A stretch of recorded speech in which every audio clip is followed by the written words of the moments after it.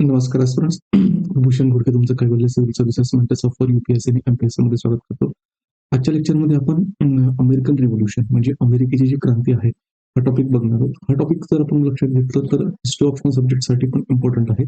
आणि जेव्हा आपण मेन्स एक्झामिनेशन बघतो यूपीएससी असेल किंवा एमपीएससी राज्यसेवा डिस्क्रिप्टिव्ह पॅटर्न असेल, त्याच्या GS1 मध्ये जो वर्ल्ड हिस्ट्रीचा पार्ट आहे त्या वर्ल्ड हिस्ट्रीच्या पार्टमध्ये मेन्शन केलेलं आहे की जे across the world important revolution झाले मग त्याच्यामध्ये अमेरिकन रिव्होल्यूशन पण काय आहे तर महत्वाचं आहे. तर आपण अमेरिकन रिव्होल्यूशन काय करणार आहोत तर आजच्या लेक्चरमध्ये बघणार आहोत. आता अमेरिकन रिव्होल्यूशन जर आपण ही घटना बघितली मित्रांनो तर एक आपल्याला लक्षात येईल की जवळपास ही 18व्या शतकामध्ये घडलेली घटना आहे. आणि त्याच्यानंतर जर आपण बघितलं की सुरुवातीचं जे नेशन स्टेट आहे म्हणजे राष्ट्रराज्याची संकल्पना इथून आपल्याला अंमलात येत असताना दिसते की जिथे लोकांनी एकत्र येऊन आपण एक आहोत आणि आम्हाला स्वतःवर राज्य करण्याचा अधिकार आम्हा स्वतःकडे आहे. तर ही जी चळवळ आहे किंवा ही क्रांती आपल्याला कुठे लक्षात येते आहे तर ती अमेरिकेची जी क्रांती आहे ती अमेरिकेच्या क्रांतीमधून आपल्याला लक्षात येते. तर ते समजून घेण्यासाठी त्याच्यानंतर अमेरिकन क्रांतीचा जो काही परिणाम आहे हा फक्त काही अमेरिकेपुरता मर्यादित नव्हता तर त्याचा युरोपवर असेल किंवा जगावर असेल तर त्याचा परिणाम झालेला आहे. इव्हन भारतावर पण काय झालेला आहे अमेरिकेची जी क्रांती आहे तर त्याचा परिणाम आपण झालेला आहे. आता ज्यावेळेस आपण त्याचा परिणाम लक्षात घेऊ त्याच्या संदर्भातले वेगवेगळे आयाम लक्षात घेऊ म्हणजे कसा परिणाम झालेला आहे. त्याच्यानंतर जर आपण बघितलं की त्याच्या संदर्भात वेगवेगळे दृष्टिकोन कुठले आहेत अमेरिकन क्रांती संदर्भात तर त्यावेळेस आपण हा जो उहापोह आहे तो आपण काय करणार तर बघणार आहोत. सगळ्यात अगोदर आपल्याला काय लक्षात घ्यायचं आहे की जे चेन्स ऑफ इव्हेंट्स घडलेले आहेत की ज्याच्यामुळे काय होते तर अमेरिकेची क्रांती होते ते आपण काय करणार तर बघणार आहोत. याच्यामध्ये आपल्याला हे देखील बघायचं आहे की खरंच ही क्रांती होती का उत्क्रांती होती म्हणजे रिव्होल्यूशन होतं का इव्होल्युशन होतं. पण ही जी पर्स्पेक्टिव्ह आहे हे पर्स्पेक्टिव्ह आपण कधी डिस्कस करणार आहोत की पहिले आपल्याला फॅक्ट्स माहित असतील किंवा इव्हेंट्स माहित असतील आणि इव्हेंट्स माहित असल्यानंतर मग आपण त्याच्यामध्ये काय करणार आहोत तर त्याचं जे अनालिसिस आहे म्हणजे त्याचं जे विश्लेषण आहे ते विश्लेषण आपण काय करूया तर लक्षात घेऊया. तर मी भूषण घोडके. तर आज आपण काय करूया तर अमेरिकेची जी क्रांती आहे ती आपण बघायला सुरुवात करूया. आता ही जी अमेरिकेची क्रांती आहे मित्रांनो तर ती अमेरिकेची क्रांतीचा जर आपण कार्यकाळ बघितला ना हा जवळपास 1765 पासून ते 1783 पर्यंतच्या कार्यकाळामध्ये घडताना दिसतो आहे. आणि आता ही जी क्रांती पर्यंत घडत आहे पण त्याच्या अगोदर आपल्याला लक्षात घेणे गरजेचं की कुठकुठल्या गोष्टी किंवा घडलेल्या आहेत की ज्याच्यामुळे अमेरिकेची जी क्रांती आहे ती क्रांती आपल्याला कधी 1765 ते 1783च्या दरम्यान मध्ये लक्षात येते. आता ज्यावेळेस आपण जगाचा विचार करतो तर जगाचा विचार करत असताना एक लक्षात घ्या मित्रांनो की अमेरिकेचा जो शोध लागलेला आहे हा 15व्या शतकामध्ये लागलाय. त्याच्या अगोदर अमेरिका अस्तित्वात होता का अस्तित्वात होता पण ज्याला आपण म्हणतो की जगाला त्याच्या संदर्भात माहित नव्हतं. आता ज्याला आपण मग त्याच्यामध्ये दोन कन्सेप्ट आहेत एक ओल्ड वर्ल्ड येतं आणि एक न्यू वर्ल्ड येतं. आता ओल्ड वर्ल्ड मध्ये जर आपण बघितलं ना तर खास करून कुठले होते जे प्रदेश किंवा जे देश हे कशाने भूभागाने काय केलेले होते म्हणजे लँड रूट द्वारे किंवा सी रूटद्वारे एकमेकांना कनेक्टेड होते आणि ज्यांचं एकमेकांबद्दल त्यांना काय होतं तर माहित होतं. मग आता याच्यामध्ये जर आपण बघितलं तर युरोप असेल रशिया असेल त्याच्यानंतर एशियाचा पार्ट असणारे आफ्रिकेचा पार्ट असणारे हा जो जर आपण त्याच्यामध्ये म्हणू शकतो की साऊथ ईस्ट एशियाचा जो पार्ट आहे ते एकमेकांशी काय होतं ते कनेक्टेड होतं. म्हणजे इव्हन एन्शियंट पिरियड पासून जो आहे तर त्यांचं एकमेकांमध्ये काय तर माहित आहे. आता इव्हन जर आपण बघितलं की ज्या पद्धतीने होमो सेपियन सेपियन यांचं मायग्रेशन होतं तर जनरली नवीन स्टडीनुसार असं म्हटलं जातं की ह्या ज्या स्पेसिस अस्तित्वात आल्या होत्या ना ह्या कुठे आलेल्या होत्या तर आफ्रिकामध्ये आलेला होता. इथोपिया जवळचा जो काही प्रदेश असेल तिथून आणि तिथून मग ते जवळपास आहे ना तर 2 लाख वर्ष अगोदर आहे ना तर मग ते कुठे झालेले आहेत तर आफ्रिकेच्या मधून बाहेर निघाले. मग ते एशियामध्ये वेगळे येत आहेत. त्याच्यानंतर इकडे कुठे जात आहेत ते युरोपमध्ये जातात. इकडून पण ते जात जात साऊथ ईस्ट एशियाकडे मग किंवा ईस्ट एशियाकडे जात जात आणि मग त्याच्यानंतर त्यांचा जो काही रूट आहे तो अमेरिकेकडे जातोय. पण ज्यावेळेस आपण कल्चरल हिस्ट्री म्हणतोय म्हणजे लोक व्यापार करायला लागले ठीक आहे शेती करायला लागले तेव्हापासूनच एकमेकांचं जे कनेक्शन आहे ना तर अमेरिकेचा जो म्हणजे उत्तर अमेरिका असेल किंवा दक्षिण अमेरिका असेल त्याचा डायरेक्टली कॉन्टॅक्ट जो असेल हा जो आपण याला ओल्ड वर्ल्ड म्हणतो तर त्याच्याशी नव्हता. आता ही जी न्यू वर्ल्ड आहे ना हे न्यू वर्ल्ड कधी अस्तित्वात येत आहे की ज्यावेळेस युरोप मध्ये काय होतं नवीन एज ऑफ एक्सप्लोरेशन अस्तित्वात येते म्हणजे त्याच्यामध्ये काय केलं जातं की नवीन सी रूट्स त्या ठिकाणी फाइंड आउट करण्याचा जो प्रयत्न त्या ठिकाणी केला जातोय त्या फाइंड आउट करण्याच्या प्रयत्नामध्ये जो असेल तो अमेरिका खंडाचा त्या ठिकाणी काय लागतो तो शोध लागतो आहे. तर मग आता नेमकं ती इव्हेंट काय घडलेलं आहे ते आपण लक्षात घ्या. आता युरोप एशिया असेल किंवा चायना बरोबर असेल यांचं आहे ना तर प्राचीन काळापासून काय आहे तर एकमेकांचे संबंध आहेत म्हणजे व्यापार मार्ग ते काय ते एकमेकांशी कनेक्टेड होते. म्हणजे आता जर आपण इथं लक्षात घेतलं की भारतामध्ये जी म्हणजे ग्रीकांचे स्वरे होते म्हणजे अलेक्झांडर भारतामध्ये आलेला होता. तर येत असताना त्याचा जो ओरिजिन आपण बघितला तर युरोपमध्ये इथे जो ग्रीस आहे तो ग्रीस वरून काय येतोय तर इकडे येतोय. इकडे येत असताना मग त्याने काय अक्युमिनेटेड एम्पायर जे होतं ठीक आहे. तर ते अक्युमिनेटेड एम्पायर पर्शियामध्ये होतं. तर त्याला त्याने काय केलं, तर त्याला हरवलं आणि तिथून येत करून तो भारताच्या काय आहे तर वायव्य सरहद्दीपर्यंत त्या ठिकाणी आलेला आहे. पण म्हणजे मिस रिव्हरपर्यंत. पण पुढे तो त्या ठिकाणी सरकू शकलेला नाहीये. म्हणजे युरोपचा जो काही संबंध आहे, तो भारतासोबत जर आपण बघितला, तर तो तेव्हापासूनचा होता. आणि आपल्याला याच्या संदर्भातली माहिती कधी कोणाकडून मिळते, की अलेक्झांडर सोबत येणारे जे काही आपण असं म्हणू शकतो, की प्रवासी होते. त्या प्रवासींनी त्यांच्या लेखनामध्ये ह्या गोष्टी काय केलेल्या आहेत, तर लिहून ठेवलेल्या आहेत. त्याच्यानंतर जर आपण लक्षात घेतलं, की अलेक्झांडरची डेथ झाल्यानंतर मग त्याचं जे एम्पायर आहे, ते एम्पायर आपण हेलेनिस्टिक वर्ल्डमध्ये काय होतं, ते डिव्हायडेड होतं. त्याचा जो कनेक्शन आहे, हा कनेक्शन फार युरोपपर्यंत आपल्याला काय होतोय, तर तो दिसतोय. मग युरोपपर्यंत हा जो व्यापार आहे, हा व्यापार म्हणजे जर आपण लक्षात घेतलं, की एन्शियंट पिरियडमध्ये म्हणजे प्राचीन काळामध्ये आणि मध्ययुगीन काळामध्ये हा कशामार्फत चालवला जायचा किंवा कशामार्फत चालायचा, तर त्याला म्हटलं गेलेलं आहे सिल्क रूट. हा जो सिल्क रूट आहे, हा सिल्क रूट कुठून सुरुवात होते मित्रांनो, ही सिल्क रूट सुरुवात होते इकडून तर चायनामधून म्हणजे इथून बीजिंग त्याच्यानंतर शेंघाई इथं येते. त्याच्यानंतर तो काय भारताचा जो काही वायव्येकडचा जो प्रदेश होता आणि खास करून कुशाणांच्या काळामध्ये होता. तो भारताचा सरहद्दीचा म्हणजे भारतामध्ये किंवा कुशाणांच्या एम्पायरचा जो पार्ट होता त्याच्या थ्रू जो असेल हा सिल्क रूट चालू आहे. आणि इव्हन कुशाण एम्पायर डिक्लाइन झाल्यानंतर सुद्धा जो आहे तर मेडिवल पिरियड पर्यंत सुद्धा हा जो सिल्क रूट आहे, हा सिल्क रूट त्या ठिकाणी काय राहतोय, तर अस्तित्वात राहतोय. मग मीन होईल काय होतंय, की 7व्या शतकामध्ये जे आहे ना, तर 7व्या शतकामध्ये इस्लामचा उदय होतोय.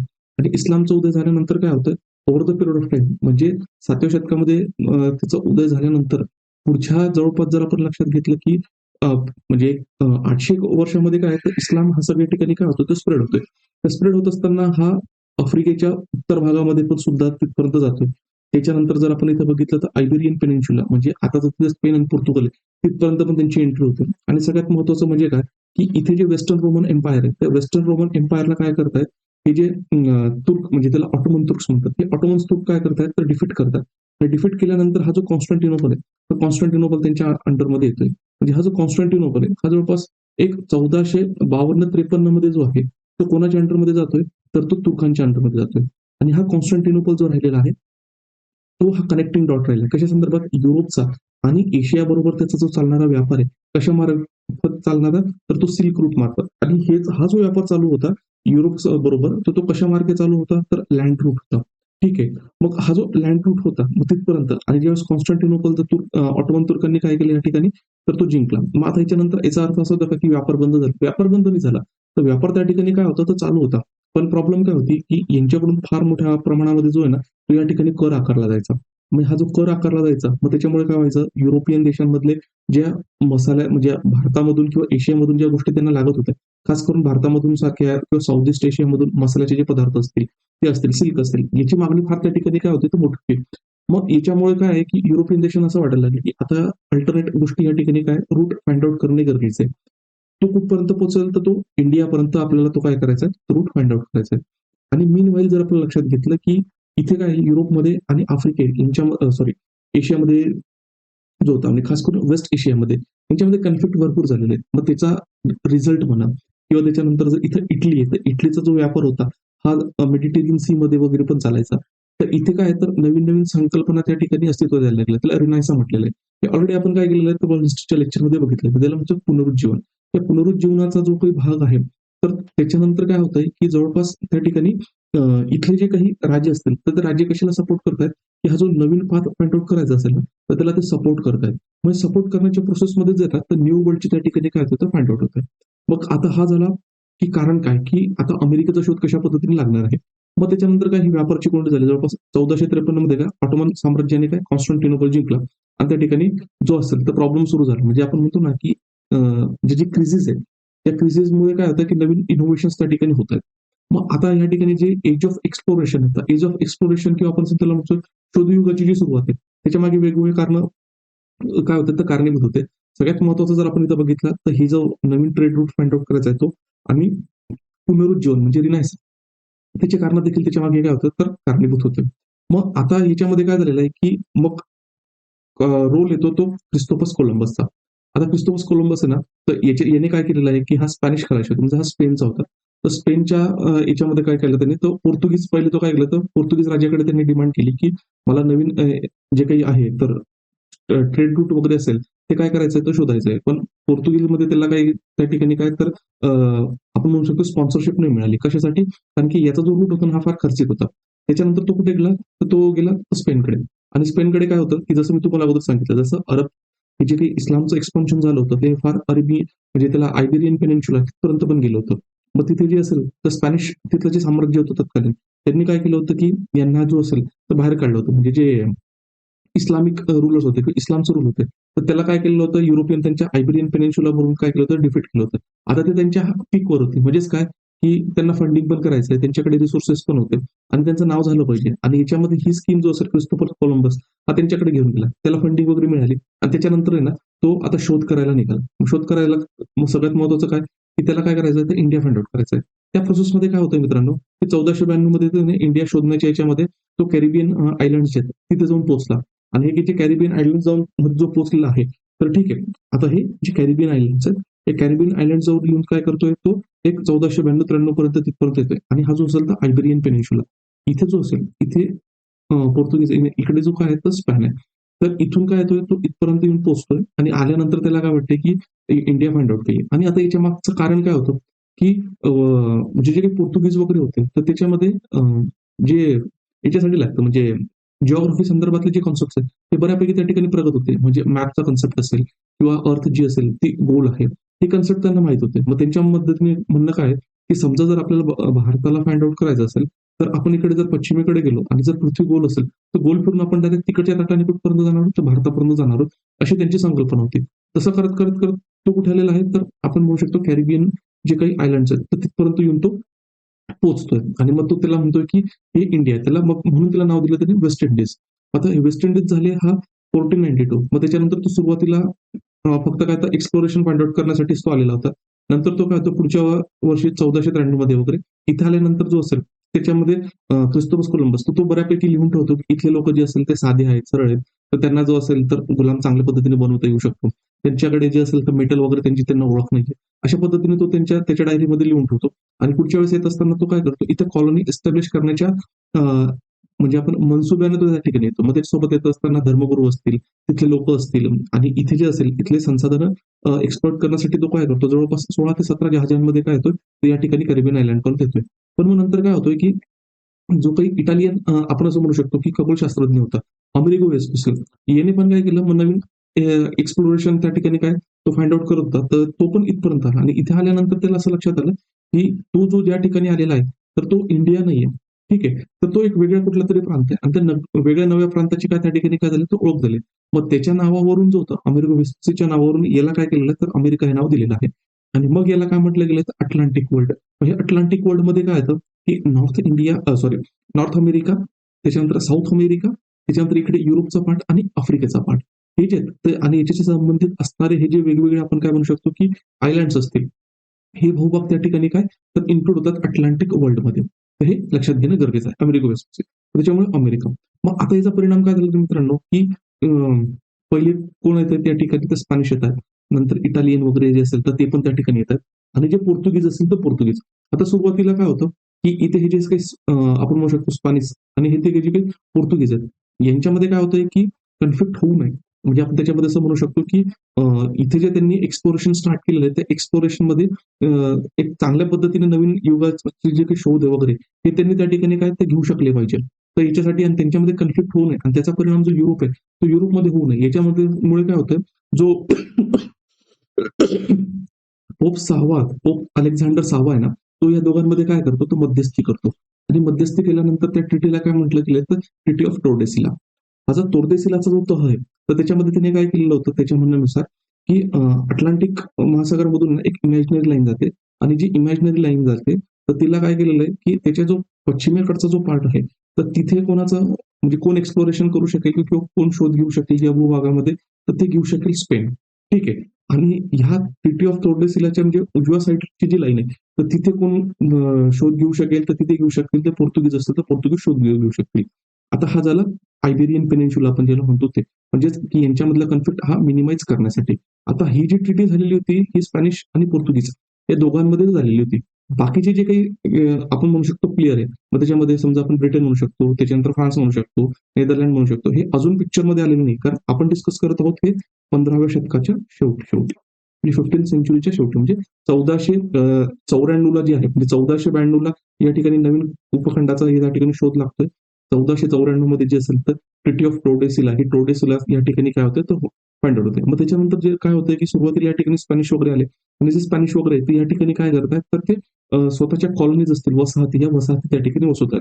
आता इथं जर तुम्हाला लक्षात आलं की या ट्रिटी ऑफ म्हणजे ही जे इमॅजिनरी लाईन आहे त्या इमॅजिनरी लाईनच्या लेफ्ट हँड साइडला जो स्पॅनिश भूभाग विभागलेला होता आणि राईट हँड साइडला जर बघितलं तर हा पियुष कलर टाईप मध्ये असेल तर तो पोर्तुगीजांसाठी होता. मग आता म्हणजे अमेरिकेमध्ये जरी गेलं तर अमेरिकेचा असा काही भाग होता की ज्याच्यावर जे पोर्तुगीज आहेत ते पोर्तुगीज त्या ठिकाणी काय ते येऊ शकत होते. मग आता ज्यावेळेस हे जे पोर्तुगीज आहेत हे पोर्तुगीज भारतात कधी आलेले इथून ते वळसा घालून जवळपास 1498 पर्यंत या ठिकाणी येत आहे. आणि त्याच्यानंतर हे जे पोर्तुगीज आहे या पोर्तुगीज पैकी जवळपास जर आपण लक्षात घेतलं की एक कॅब्रियल जो होता तो एक 1500चा जवळपास जो असेल तो इथे येतो आणि तो ब्राझीलचा जो शोध आहे तो ब्राझीलचा शोध त्या ठिकाणी काय तर लागतो आहे. आणि त्या ठिकाणी काय होते तर पोर्तुगीजांची जी वसाहत आहे ती वसाहत त्या ठिकाणी वसतात आणि हे जे काही स्पॅनिश आहेत हे स्पॅनिश काय करतायत की सुरुवातीला जे असेल तर इकडचा जो काही भूभाग आहे म्हणजे आपण त्याला म्हणू शकतो की दक्षिण अमेरिकेचा जो काही पार्ट आहे तर तिथे इंका असेल त्याच्यानंतर सारखे जे साम्राज्य वगैरे होते त्यांना ते डिफीट करून काय करतात तर त्यांचं वर्चस्व त्या ठिकाणी बसवतात. इथं याच्यानंतर जर इथं मेक्सिकन पार्ट असेल तो मेक्सिकोचा पार्ट आहे त्याला आपण आता मेक्सिको वगैरे म्हणतो. तर त्याला जो असेल तिथपर्यंत जो पार्ट आहे तो स्पॅनिशच्या कंट्रोलमध्ये त्या ठिकाणी काय तर आलेला आहे. आता ही जी प्रोसेस चालू आहे ना ही ग्रॅज्युअली प्रोसेस चालू आहे. मग आता याच्यानंतर जर आपण बघितलं की कॅब्रालचा शोध 1500 मध्ये काय पेट्रो अल्वारिस कॅब्रल जो असेल हा पोर्तुगीज याने कशाचा शोध लावलेला आहे तर ब्राझीलचा शोध लावलेला आहे. आता याच्यामध्ये हे शोध कशामुळे लागतायत की एक सगळ्यात महत्वाचं म्हणजे काय की त्यांना ट्रेड रूट पाहिजे आहे. कशासोबत भारतासोबत म्हणजे व्यापार करत असताना त्याच्यामध्ये त्यांना नवीन गोष्टी म्हणजे नवीन भूखंड आहेत ते फाइंड आउट होतात. यालाच म्हटलं गेलेलं आहे न्यू वर्ल्ड. जेव्हा तुम्ही मॉडर्न इंडिया आपण डिस्कस करतो किंवा आपण स्टडी करतो तर ट्रिटी ऑफ टोर्डेसिलाचा रेफरन्स त्या ठिकाणी येतो. मग जो न्यू वर्ल्डचा जो कॉन्सेप्ट आहे हा न्यू वर्ल्ड याच्यामध्ये येतो आणि त्याच्यानंतर ज्यावेळेस ऑस्ट्रेलियाचा शोध लागतो तो ऑस्ट्रेलिया पण त्याच्यामध्ये न्यू वर्ल्डमध्ये काउंट होतो. हा एक दुसरं लक्षात घ्या की इंडस्ट्रियल रिव्होल्युशन होईपर्यंत कॉन्सेप्ट कसा होता त्या ठिकाणी की म्हणजे जर संपत्ती वाढवायची असेल ना तर संपत्ती वाढत असताना एकाची जर संपत्ती वाढली ना तर दुसऱ्याची संपत्ती त्या ठिकाणी कमी होतो. अशा पद्धतीचा त्या ठिकाणी आपण म्हणतो ना जो झिरो सम गेम आहे म्हणजे एकाला व्यापारात असेल तर एकाला फायदा झाला तर दुसऱ्याला त्या ठिकाणी तोटा होतो. असा समज त्या ठिकाणी काय तर अस्तित्वात होता. म्हणून संसाधनं जर शोधायची असतील किंवा जर मदर कंट्रीला किंवा त्याच्यामध्ये आपण म्हणू शकतो की देशाला जर उन्नत राहायचं असेल प्रगत राहायचं असेल ना तर नवीन संसाधनांसाठी काय घेतला पहिला पाहिजे तर शोध घेतला पाहिजे. याच्यासाठी पण ह्या मोहिमा वगैरे या ठिकाणी काय तर होत आहेत. आता हे झालं मग त्याच्यानंतर मग सुरुवातीला जर बघितलं ना एक शतक हे याच्यामध्ये काय स्पेन आणि पोर्तुगीज यांचं वर्चस्व आपल्याला कुठे दिसतंय हे अमेरिकन कंट्री म्हणजे नॉर्थ अमेरिका असेल किंवा साऊथ अमेरिका खास करून सुरुवात त्यांनी साऊथ अमेरिकेपासून केली पण हळूहळू त्या ठिकाणी काय ते वरती गेलेले आहेत. ही सुरुवात होते की अमेरिकेमध्ये हे जे युरोपियन कंट्रीज आहेत त्या युरोपियन कंट्रीजच्या देशामध्ये काय एंट्री कशी होत आहे. आता त्याच्यानंतर हळूहळू काय होतंय की मग नंतर अमेरिकन कंट्री म्हणजे जो काही कंटिनेंट आहे ठीक आहे. हा जो भूभाग आहे त्याच्यामध्ये पण आहे ना तर आता नवीन एक्सप्लोरेशन फाइंड आउट करण्यासाठी हे जे बाकीचे युरोपियन कंट्रीज आहेत हे युरोपियन कंट्रीज पण त्या ठिकाणी काय होतात तर इंटरेस्टेड होतात. आता इथेच बाजूला बघितलं इथं फ्रान्स आहे आणि इथे जर बघितलं या ठिकाणी हा जो आहे तो ब्रिटन आहे. त्याच्यानंतर इकडे जे असेल तर नेदरलँड असेल. यांनी काय केलं तर हे इंटरेस्टेड राहिलेले की कशासाठी की आम्हाला पण त्या ठिकाणी काय केलंय तर वसाहती वसवायचं.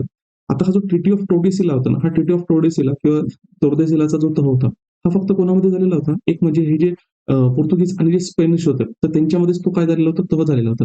मग हे जे नवीन कंट्रीज होते ना तर ते म्हणे आम्हाला हे तह वगैरे असं काही मान्य नाही म्हणे की आम्हाला देखील त्या ठिकाणी काय असायचं की हे जो नवीन भूभाग आहे ह्या नवीन भूभागामध्ये आम्हाला देखील त्या ठिकाणी वसाहतीची आहेत तर वसाहती वसवायला सुरुवात करायची. मग इकडून जो असेल तो इकडून मग जो काही आपण म्हणू शकतो की ब्रिटन त्याची पण वसाहत स्थापन करण्याची जी प्रक्रिया ती चालू होते. त्याच्यानंतर असेल तर डच असतील तर ते नेदरलँडवरून त्याच्यानंतर जर बघितलं तर फ्रान्स हे पण काय करतायत तर त्यांचं स्वतःचं जे काही आपण म्हणतो अपॉर्च्युनिटी ग्रॅब्स करण्यासाठी इथे ते काय करतायत तर एक्सप्लोरेशन करतायत किंवा नवीन नवीन जे शोध आहेत ते शोध घेण्याचा त्या ठिकाणी ते प्रयत्न करत आहेत. मग त्याच्यामध्ये जर आपण बघितलं तर इंग्लंडमध्ये आता मग या ठिकाणी 1585 मध्ये रोवानोक वसाहत या ठिकाणी त्यांनी जो असेल तर अमेरिकेतले म्हणजे ब्रिटनमधल्या लोकांनी त्या ठिकाणी काय तर वसाहत वसवण्याचा त्या ठिकाणी प्रयत्न केलेला आहे. आता ही जी वसाहत वसत होते ना तर त्याच्यामध्ये प्रॉब्लेम काय होते मित्रांनो एक लक्षात घ्या. एक म्हणजे हे अमेरिकेचा जो म्हणजे खंड आहे ना म्हणजे नॉर्थ अमेरिका असेल किंवा साऊथ अमेरिका एक म्हणजे युरोपियन लोकांना आहे ना हा नवा होता. त्याच्यानंतर इथे जे लोक राहत होते मग त्यांना आता ते शोध लागला म्हणून इंडियन्स आणि त्यांची स्किन जरा रेड होती म्हणून त्यांना रेड इंडियन्स म्हणून पण म्हटलं जायचं. आणि हे जे होते ना हे ट्रायबल्स होते म्हणजे टोळ्या करून या ठिकाणी लोक जे असतील तर वेगवेगळ्या जमातीचे लोक त्या ठिकाणी राहत होते. आता ज्यावेळेस त्यांना वसाहत या ठिकाणी वसायचे ना, तर वसाहत वसत असताना सगळ्यात महत्त्वाचं म्हणजे काय, इकडचा भूभाग त्यांच्यासाठी नवा आहे. त्याच्यानंतर जर आपण बघितलं तर इथलं हवामान जे आहे, ते हवामान त्यांच्यासाठी नवं आहे. इथले जे काही स्थानिक लोकं असतील, तर स्थानिक लोकांसोबत होणारा जो संघर्ष असेल, तो संघर्ष पण त्या ठिकाणी होतात. म्हणून सुरुवातीला काय होतं, यांना हे प्रॉब्लेम्स त्या ठिकाणी काय करावं लागतं, तर फेस करावं लागतात. आणि इथे जे काही म्हणजे युरोपामधून जाणारे हे इथे जे लोक होते, तर काही वेळेस सपोर्ट हे गव्हर्नमेंटकडून द्यायचं. म्हणजे परमिशन त्या ठिकाणी दिली जात होती. पण हे जे एफर्ट्स वगैरे घेतले जायचे ना, तर सुरुवातीला गव्हर्नमेंटने फंडिंग केली आणि नंतर हे जे काही प्रायव्हेट कंपनीज होतात, तर प्रायव्हेट कंपनीज पण त्याच्यामध्ये काय लागल्या, तर उतरायला लागल्या. आता सुरुवातीला जर जो ब्रिटनमधून किंवा इंग्लंडमधून जो सपोर्ट झालेला होता, तर तो रोआनक वसाहत त्या ठिकाणी त्यांनी वसवण्याचा प्रयत्न केला. पण त्यांना स्थानिक पद्धतीमध्ये जे प्रॉब्लेम फेस करावे लागतात, तिथे जे नवीन रोगराई वगैरे होत आहेत, तर त्याच्यामुळे ते त्या ठिकाणी तग धरू शकले नाही. आणि मग त्या ठिकाणी वाइंड अप व्हायला लागली सुरुवात. आता गव्हर्नमेंटकडून वगैरे फंडिंग मिळत होती. पण मग त्याच्यामुळे काय होतं, पण मोठ्या जर पुन्हा एक्सप्लोरेशन करायचं असेल, तर पुन्हा जास्त फंड जो असेल, तर जास्त फंड लागेल आणि एवढा फंड गव्हर्नमेंट दिलंच, या ठिकाणी याची काही शाश्वती नव्हती. म्हणून या ठिकाणी आपण ज्यावेळेस बघितलं होतं, की कमर्शियल रिव्होल्यूशन जो असेल, तो कमर्शियल रिव्होल्यूशन जो असेल, तर तो देखील त्याचा जो फेज आहे, तो फेज आपल्याला कुठे दिसतोय, एक रिनायसाचा पार्ट म्हणून किंवा रिनायसाच्या पिरियड पासून किंवा त्याच्या पूर्वीपासून ते एनलाइटमेंटचा जो पिरियड आहे, त्याच्यामध्ये कमर्शियल रिव्होल्यूशन आपल्याला या ठिकाणी बघायला मिळतो. मग नवीन-नवीन जे काही आर्थिक इन्स्ट्रुमेंट आहे किंवा त्याला आपण फायनान्शियल इन्स्ट्रुमेंट आहे, ते या ठिकाणी अस्तित्वात येतं. म्हणजे जसं जॉइंट स्टॉक कंपनीचा जो काही कॉन्सेप्ट आहे, तो जॉइंट स्टॉक कंपनीचा कॉन्सेप्ट त्या ठिकाणी येतोय. म्हणजे त्या ठिकाणी काय असणार आहे, कंपनीचे जे भागीदार असतील, ठीक आहे. मग कंपनी चालवणारा जे असेल, तर बोर्ड ऑफ डायरेक्टर असणार आहे आणि त्याच्यानंतर काय होतं, की सगळ्यांचा पैसा त्या ठिकाणी काय होतो, तो कलेक्टिव्हली येतोय. म्हणजे समजा आणि त्याच्यानंतर काय होतं, की समजा रिस्क घ्यायची असेल, तर सगळ्यांमध्ये रिस्क वाटले जाते. मोठ्या प्रमाणात जो पैसा असेल, तो पैसा सगळ्यांकडून थोडा-थोडा आल्यामुळे काय होतं, तो कलेक्ट होतोय आणि फंड मोठ्या प्रमाणात अवेलेबल होतोय आणि त्याच्यानंतर कंपनी जो काही प्रॉफिट मिळवणार आहे, तो त्याच्या शेअर होल्डरमध्ये काय केला जातोय, तर डिस्ट्रिब्यूट केला जातोय. म्हणजे joint stock company joint stock कंपनीचा कॉन्सेप्ट या ठिकाणी येतोय. मग हे काय करतायत, तर तत्कालीन तिथले जे काही राजा-राणी होते इंग्लंडमधले, तर त्यांची काय घेतायत, तर ते सनद घेतायत आणि सनद घेऊन जे असेल, तर नवीन भूभाग त्या ठिकाणी काय करतायत, तर ते फाइंड आउट करत आहेत. जसं आता भारतामध्ये जे आहेत, तर भारतामध्ये पण त्या ठिकाणी काय होतं, तर हे जे इंग्रज आहेत, ते इंग्लिश ईस्ट इंडिया कंपनी जी असेल, ती इंग्लिश ईस्ट इंडिया कंपनी ही भारतात आली होती. कारण 1600 मध्ये जो असेल, तर राणीने काय केलं होतं त्यांना ईस्ट इंडिया कंपनीला डायरेक्टली चार्टर दिलं होतं, की पूर्वेकडचा पूर्ण जो व्यापार करायचा जो काही पूर्ण हक्क असेल, तो कोणाकडे असणार, तर ईस्ट इंडिया कंपनीकडे असणार आहे. मग त्याच्या व्यतिरिक्त पण बरेचसे जे काही जॉइंट स्टॉक कंपनीज होत्या, त्या इंग्लंडमध्ये होत्या. मग तिथून त्यांनी काय केलेलं आहे, तर मग ते कुठे करतायत, मग ते पूर्वेकडे तर नाही, पण इकडे पश्चिमेकडे ते त्यांचा जो काही म्हणजे आपण काय म्हणू शकतो, की त्यांची जी किस्मत आहे, ती किस्मत त्या ठिकाणी ते अजमावण्याचा प्रयत्न करत आहेत. मग याच्यानंतर पुढची जी होती, असेच बरेच प्रयत्न त्या ठिकाणी चालले. मग त्याच्यानंतर 1607 मध्ये जे असेल, जेम्सटॉन ही पहिली कायमस्वरूपीची जी काही इंग्रज वसाहत आहे, ही इंग्रज वसाहत या ठिकाणी काय केलेली आहे, तर वसलेली आहे. आता आपण पुढे बघणार आहोत मॅपवर. इकडचा जो काही पार्ट आहे ना, आशिया या ठिकाणी, तर इथे जी असेल, तर इथून ते काय करत आहेत, तर जे 13 कॉलनीज आपल्याला बघायच्या आहेत अमेरिकन रिव्होल्यूशनच्या परिप्रेक्ष्यामध्ये, त्या ह्या ठिकाणी आपल्याला काय तर दिसणार आहे, उत्तर अमेरिकेच्या अटलांटिक कोस्टवर.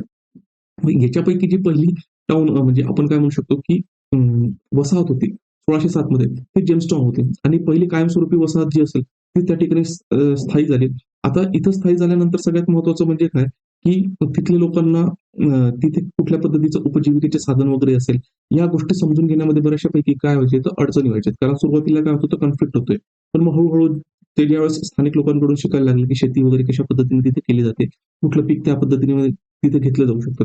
मग अशामध्ये त्यांचा जे सर्व्हायव्हल रेट आहे, तो सर्व्हायव्हल रेट त्या ठिकाणी काय, तर इन्क्रीज व्हायला लागला. हा झाला. मग हळू जे आहे, तर हळू काय होतंय, तर जवळपास याच्यात वसाहती, त्या वसाहती त्या ठिकाणी काय केल्या जातात, तर या वसवल्या जात आहेत. त्याच्यानंतर मग आहे फ्रान्स. मग फ्रान्सने पण पहिली जी त्यांची सुरुवात केली, ती 1608 मध्ये सॅम्युएल डी चॅपलिन याने ना क्वेबेक या ठिकाणी वसवले. आता क्वेबेकचा जो प्रोव्हिन्सेस या ठिकाणी जर आपण बघितला ना, आता तो जो कॅनडाचा पार्ट आहे ना, हा कॅनडाचा पार्ट त्या ठिकाणी काय आहे, तर क्वेबेक म्हणून त्या ठिकाणी येतो आहे. हा क्वेबेकचा जो पार्ट आहे, तो तिथे त्यांनी काय केलेला आहे, तर वसवलेला आहे. आणि मग त्याच्यानंतर फ्रेंचचा जे मुख्य व्यवसाय होता, या ठिकाणी ते फर म्हणजे प्राण्यांची कातडी किंवा आपण म्हणतो ना, की लोकर वगैरे तसे जे काही टेम्परेट रिजन मधले जे काही प्राणी असतील किंवा कोल्ड रिजन मधले प्राणी असतात, तर त्यांच्या अंगावर जी काही कातडी असेल किंवा केस असतात ना, तर त्याचा उपयोग काय तर शॉल बनवायला किंवा कपडे बनवायला किंवा थंडीमध्ये उबदार कपडे बनवण्यासाठी त्याचा उपयोग केला जातो. तर त्याचा जो व्यापार आहे, त्याचा व्यापार ते त्या ठिकाणी करत होते आणि हा व्यापार आहे ना, तर तत्कालीन काळामध्ये फार बेनिफिशियल होता. तर त्याच्यावर त्यांनी जास्त काय केलं, तर फोकस केलं. आता इंग्लंडमधले हे जे वसाहती आहेत ना सुरुवातीला, तर यांनी कशावर फोकस केलेला होता? तर यांनी शेतीवर फोकस केला. आणि जेव्हा सुरुवातीला हे स्पॅनिश आणि पोर्तुगीज अमेरिकेमध्ये आले. तर यांचा मेन फोकस कशामध्ये होता, तर तिथे असणारे जे काही प्रेशियस मेटल आहे, म्हणजे आपण त्याला म्हणतो रॉ मटेरियल आहे. त्याच्यामध्ये सोनं असेल, चांदी असेल, या पद्धतीचं किंवा तिथले जे काही लाकूड वगैरे असेल, तर त्याचा उपयोग त्यांनी काय केलेला आहे, तर स्वतःच्या फायद्यासाठी करून घेतलेला आहे. म्हणजे वेगवेगळे प्रोडक्ट असतील, हे वेगवेगळे प्रोडक्ट हे वेगवेगळ्या युरोपियन जे काही कंट्रीज आहेत, त्यांनी स्वतःच्या फायद्यासाठी काय केलं, त्याचा उपयोग करून घेतलेला आहे. त्याच्यानंतर नेदरलँड असेल 1624 मध्ये डचांनी काय त्या ठिकाणी न्यू आम्स्टरडॅम म्हणजे आताचं जे न्यूयॉर्क आहे. पुन्हा आता नंतर काय होतंय की डच आणि इंग्लिश यांच्यामध्ये काय होतं कन्फ्लिक्ट होतं. नंतर हा जो काही न्यूयॉर्कचा पार्ट आहे, हा पण कोणाकडे चालला जातोय, तर ब्रिटनकडे चालला जातो. ठीक आहे, इंग्लंडकडे चालला जातोय. पण मग आता याच्यामध्ये काय त्याला आजचे न्यूयॉर्क या ठिकाणी काय तर म्हटलेलं आहे. आता यांनी काय केलं होतं, की जसं मी तुम्हाला सांगितलं, हे युरोपियन लोक ज्यावेळेस सॉरी अमेरिकेमध्ये जातात, तर तिथले जे काही स्थानिक लोकांसोबत त्यांचा संघर्ष होतो. आणि त्या संघर्षापासून स्वतःला वाचवण्यासाठी त्यांनी त्या ठिकाणी ना, तर एक म्हणजे रोडावर आहे ना, जी भिंत बांधली. त्याला वॉल स्ट्रीट म्हटलं गेलं आणि आताचं जे अमेरिकेमध्ये वॉल स्ट्रीट आहे, जिथे पूर्ण म्हणजे फायनान्शियल ट्रान्झॅक्शन किंवा आपण त्याला म्हणू शकतो, तिथला जो स्टॉक एक्सचेंज आहे, ज्या नावाने ओळखला जातो वॉल स्ट्रीट. ती वॉल स्ट्रीट त्या ठिकाणी यांनी काय केलेली होती, तर ही तयार केलेली होती, की बांधलेली होती. आणि त्याच्यानंतर मग जसं पोर्तुगीज जे असतील किंवा पोर्तुगल असेल, हे कुठे आपल्याला दिसत आहेत, तर ते ब्राझीलमध्ये दिसत आहेत. आता मग आपण लक्षात घेऊया, की हा जो मॅप आहे, हा मॅप जर आपण बघितलं, तर कधीचा आपल्याला दिसतो एक जवळपास 17व्या ते 18व्या शतकामधला जो मॅप आहे, हा या ठिकाणी दिसतो. पण सुरुवात होत असताना काय, की हे युरोपियन म्हणजे जे कंट्रीज असतील आणि त्यांचे जे काही वसाहती असतील, यांचं एकमेकांसोबत पण काय झालंय, तर संघर्ष झालेला आहे. तर मग एक 17व्या-18व्या शतकापर्यंत आता लक्षात येईल तुमच्या, की हा जो शेडेड पार्ट आहे, या ठिकाणी हा जो हा पोर्तुगीजांचा काय या ठिकाणी डॉमिनन्स आहे. त्याच्यानंतर हा जो इकडचा पार्ट दिसतोय तुम्हाला लाईट कलर मध्ये, हा या ठिकाणी काय आहे, तर हा स्पेन आहे. हा स्पेन पर्यंत येतो आणि हा जो फ्लोरिडा आहे, हा फ्लोरिडा पण काय पहिले स्पेनचा पार्ट होता. नंतर पुढे जे 18व्या शतकामध्ये कन्फ्लिक्ट होणार आहेत, तर त्याच्यामध्ये काय हा जो फ्लोरिडा नंतर कोणाकडे जाणार आहे, तर इंग्लंडकडे जाणार आहे. त्याच्यानंतर हा जर एक पिंकिश कलरचा जर पार्ट आपण या ठिकाणी बघितला, हा फ्रेंच फ्रान्स, हा फ्रान्सचा त्या ठिकाणी काय आहे, तर पार्ट आहे. हा जो इकडचा पार्ट आहे कोस्टल एरिया मधला, हा ब्रिटन म्हणजे इंग्लंड त्याचा, हा पण इंग्लंडचा जो असेल, हा इंग्लंडच्या कंट्रोलमध्ये येणारा जो काही पार्ट आहे, त्याला हडसन बे कंपनी आणि त्याच्यानंतर म्हणजे हा जो रिजन असेल आणि त्याच्यानंतर जे 13 कॉलनीज जर आपण बघितलं, की पूर्वेकडचा जो कोस्टल पार्ट आहे नॉर्थ अमेरिकेचा, तर तिथे जे असेल ह्या म्हणजे आपण काय म्हणू शकतो, की 13 कॉलनीज त्या ठिकाणी होतात. हे कोणाच्या कंट्रोलमध्ये होतं, हे न्यू इंग्लंडच्या कंट्रोलमध्ये होतं. आता या वसाहतींना पण तीन याच्यामध्ये काय केलं होतं, तर नाव दिले होते. काही न्यू इंग्लंडचा, काही मिडल टेरिटरी आणि काही सदर्न ज्या काही कॉलनीज असतील, कॉलनीज म्हणून त्यांना क्लासिफाय केलं होतं. आता हे जे काही आपण इथे बघतो ना, की हे कॅरिबियन आयलंड, हे कॅरिबियन आयलंडमध्ये पण काय होतं, की हे जे काही आपण वेगवेगळ्या युरोपियन कंट्रीज बघतोय, तर त्यांचे स्वतःचं पण काय होतं त्या ठिकाणी कॉलनीज होत्या. कारण की तिथे सुरुवातीला येत असताना जे काही स्पॅनिश आलेले होते, ते तिथूनच आलेले होते आणि तिथे ॲग्रीकल्चरसाठी किंवा प्लांटेशन इकॉनॉमीसाठी जो असेल, तो भूभाग काय होता म्हणजे ते जे आयलँड्स होते, त्या आयलँड्स त्या ठिकाणी इम्पॉर्टंट होते. मग इथे पण त्यांचे काही शेअर्स आपल्याला या ठिकाणी दिसतात. म्हणजे हे शेडेड पोर्शनमध्ये जर तुम्ही लक्षात घेतलं, तर तुम्हाला इथं लक्षात येईल. म्हणजे ब्रिटिश आहे, डच आहे, फ्रेंच आहे, पोर्तुगीज आहे, ठीक आहे, स्पॅनिश आहे. या सगळ्या ज्या काही कंट्रीज आहेत, त्यांचा जो काही डॉमिनन्स आहे, हा डॉमिनन्स आपल्याला या ठिकाणी काय येतो, तर लक्षात येत आहे. आता त्याच्यानंतर सगळ्यात महत्त्वाचं म्हणजे काय, मग अमेरिकेत जे युरोपियन वसाहतींची जी स्पर्धा आहे, ती स्पर्धा त्या ठिकाणी काय तर दिसणार आहे. पुन्हा याच्या मागचं कारण काय स्पर्धेचं, की नवीन टेरिटरी असलं पाहिजे, तिथले जे रिसोर्सेस असेल, ते आपल्यासाठी त्याचा उपयोग काय झाला पाहिजे, तर व्हायला पाहिजे. आता ह्याच्या मागचा सगळ्यात महत्त्वाचा जो एक आस्पेक्ट होता, तो म्हणजे मर्कॅन्टिलिझम पण होता. म्हणजे त्याला आपण म्हणू शकतो, की व्यापारवाद.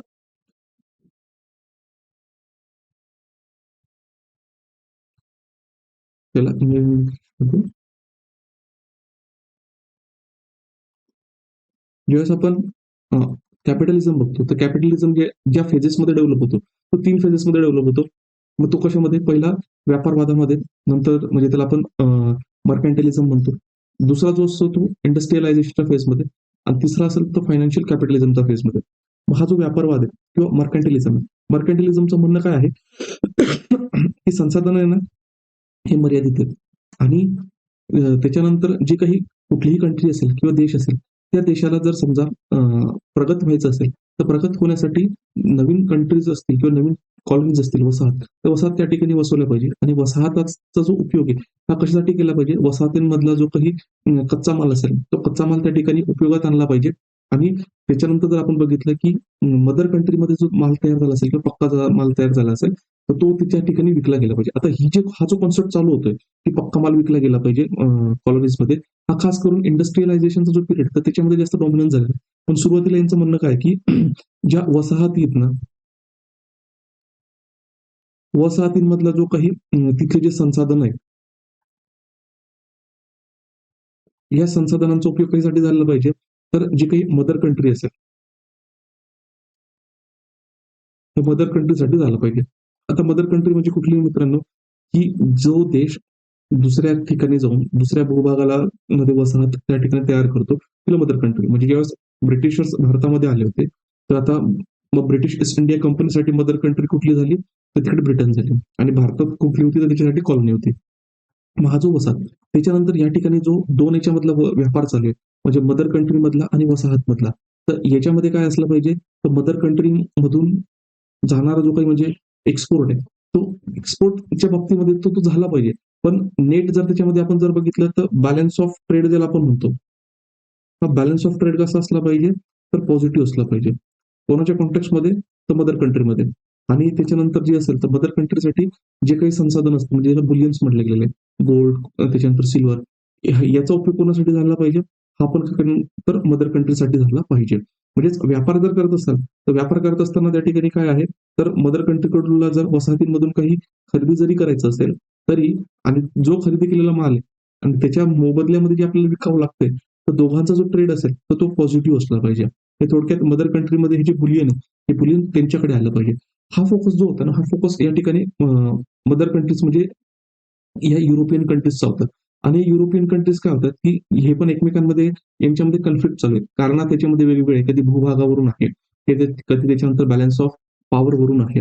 आणि मग त्यांचे जे रिपरकशन्स आहेत, त्याचे जे काही परिणाम आहेत, हे परिणाम त्यांच्या वसाहतीमध्ये पण देखील काय होतात, तर आपल्याला बघायला त्या ठिकाणी मिळणार आहे. मग 16व्या शतकापासून जर 18व्या शतकापर्यंत जर बघितलं ना, तर आपल्या लक्षात येतं की स्पेनने ना तर मेक्सिको आणि दक्षिण अमेरिकेमध्ये वसाहती स्थापन केल्या होत्या. जे आपण या ठिकाणी काय केलं तर बघितलं मेक्सिको आणि दक्षिण अमेरिकेमध्ये. इकडे ब्राझीलच्या पार्टमध्ये जर आपण बघितलं तर पोर्तुगीज आहे, तर त्यांचा ताबा आपल्याला त्या ठिकाणी दिसतोय. इंग्लंड आणि फ्रान्स जर बघितलं, हे खास करून उत्तर अमेरिकेमध्ये काय होतं, तर यांचं वर्चस्व दिसतं. यांच्या काही कॉलनीज असतील, त्या कॅरिबियन आयलंडमध्ये पण आपल्याला काय तर लक्षात येत आहेत. आता सांगितलं व्यापारवाद. आता त्याच्यानंतर काय मग याच्यामध्ये नवीन-नवीन या ज्या वसाहती आहेत, या वसाहतींमध्ये हे जे काही युरोपमधले लोक आहेत, ते युरोपमधले लोक पण या ठिकाणी वसवतात किंवा येत आहेत. आता सुरुवातीला ज्यावेळेस यावेळेस आपण बघणार आहोत, की ब्रिटनने अलाऊ केलं, की अमेरिकेमध्ये जाऊन वगैरे तुम्ही वसाहती वगैरे स्थापन केल्या. तर मग तिथं अतिरिक्त झालेलं जे काही पॉप्युलेशन आहे ना, ते तिथं जाऊन त्या ठिकाणी सेटल करायचं होतं. त्याच्यानंतर सगळ्यात शेवटची जी कॉलनी या ठिकाणी जॉर्जिया ही एस्टॅब्लिश झाली होती. जवळपास 1732 मध्ये. तर त्याच्या मागचं पर्पज काय होतं, की जे काही ज्याच्यावर जास्त लोन होतं किंवा कर्जबाजारी लोकं झालीत, ते येऊन या ठिकाणी काय केले पाहिजे, तर वसवले पाहिजे. त्याच्यानंतर युरोपमध्ये असेल, तर युरोपमध्ये पण जी जडणघडण आहे, ती पण चालू होती. म्हणजेच रिनायसा झालेला होता. त्याच्यानंतर रिनायसाचा परिणाम होतोय आणि परिणाम होत असताना त्या ठिकाणी जो काही रिफॉर्मेशन म्हणजे धर्मामध्ये सुधारणा होते. मग धर्मामध्ये सुधारणा होत असताना मग त्या ठिकाणी कॅथोलिक आणि प्रोटेस्टंट असे 2 मत त्या ठिकाणी होते. मग कॅथोलिकांचं म्हणणं काय आहे, की जुन्या पद्धतीने जसं चर्चने सांगितलेलं असेल किंवा ख्रिश्चनिटी जशी असेल, त्याच पद्धतीने ते चालवलं पाहिजे.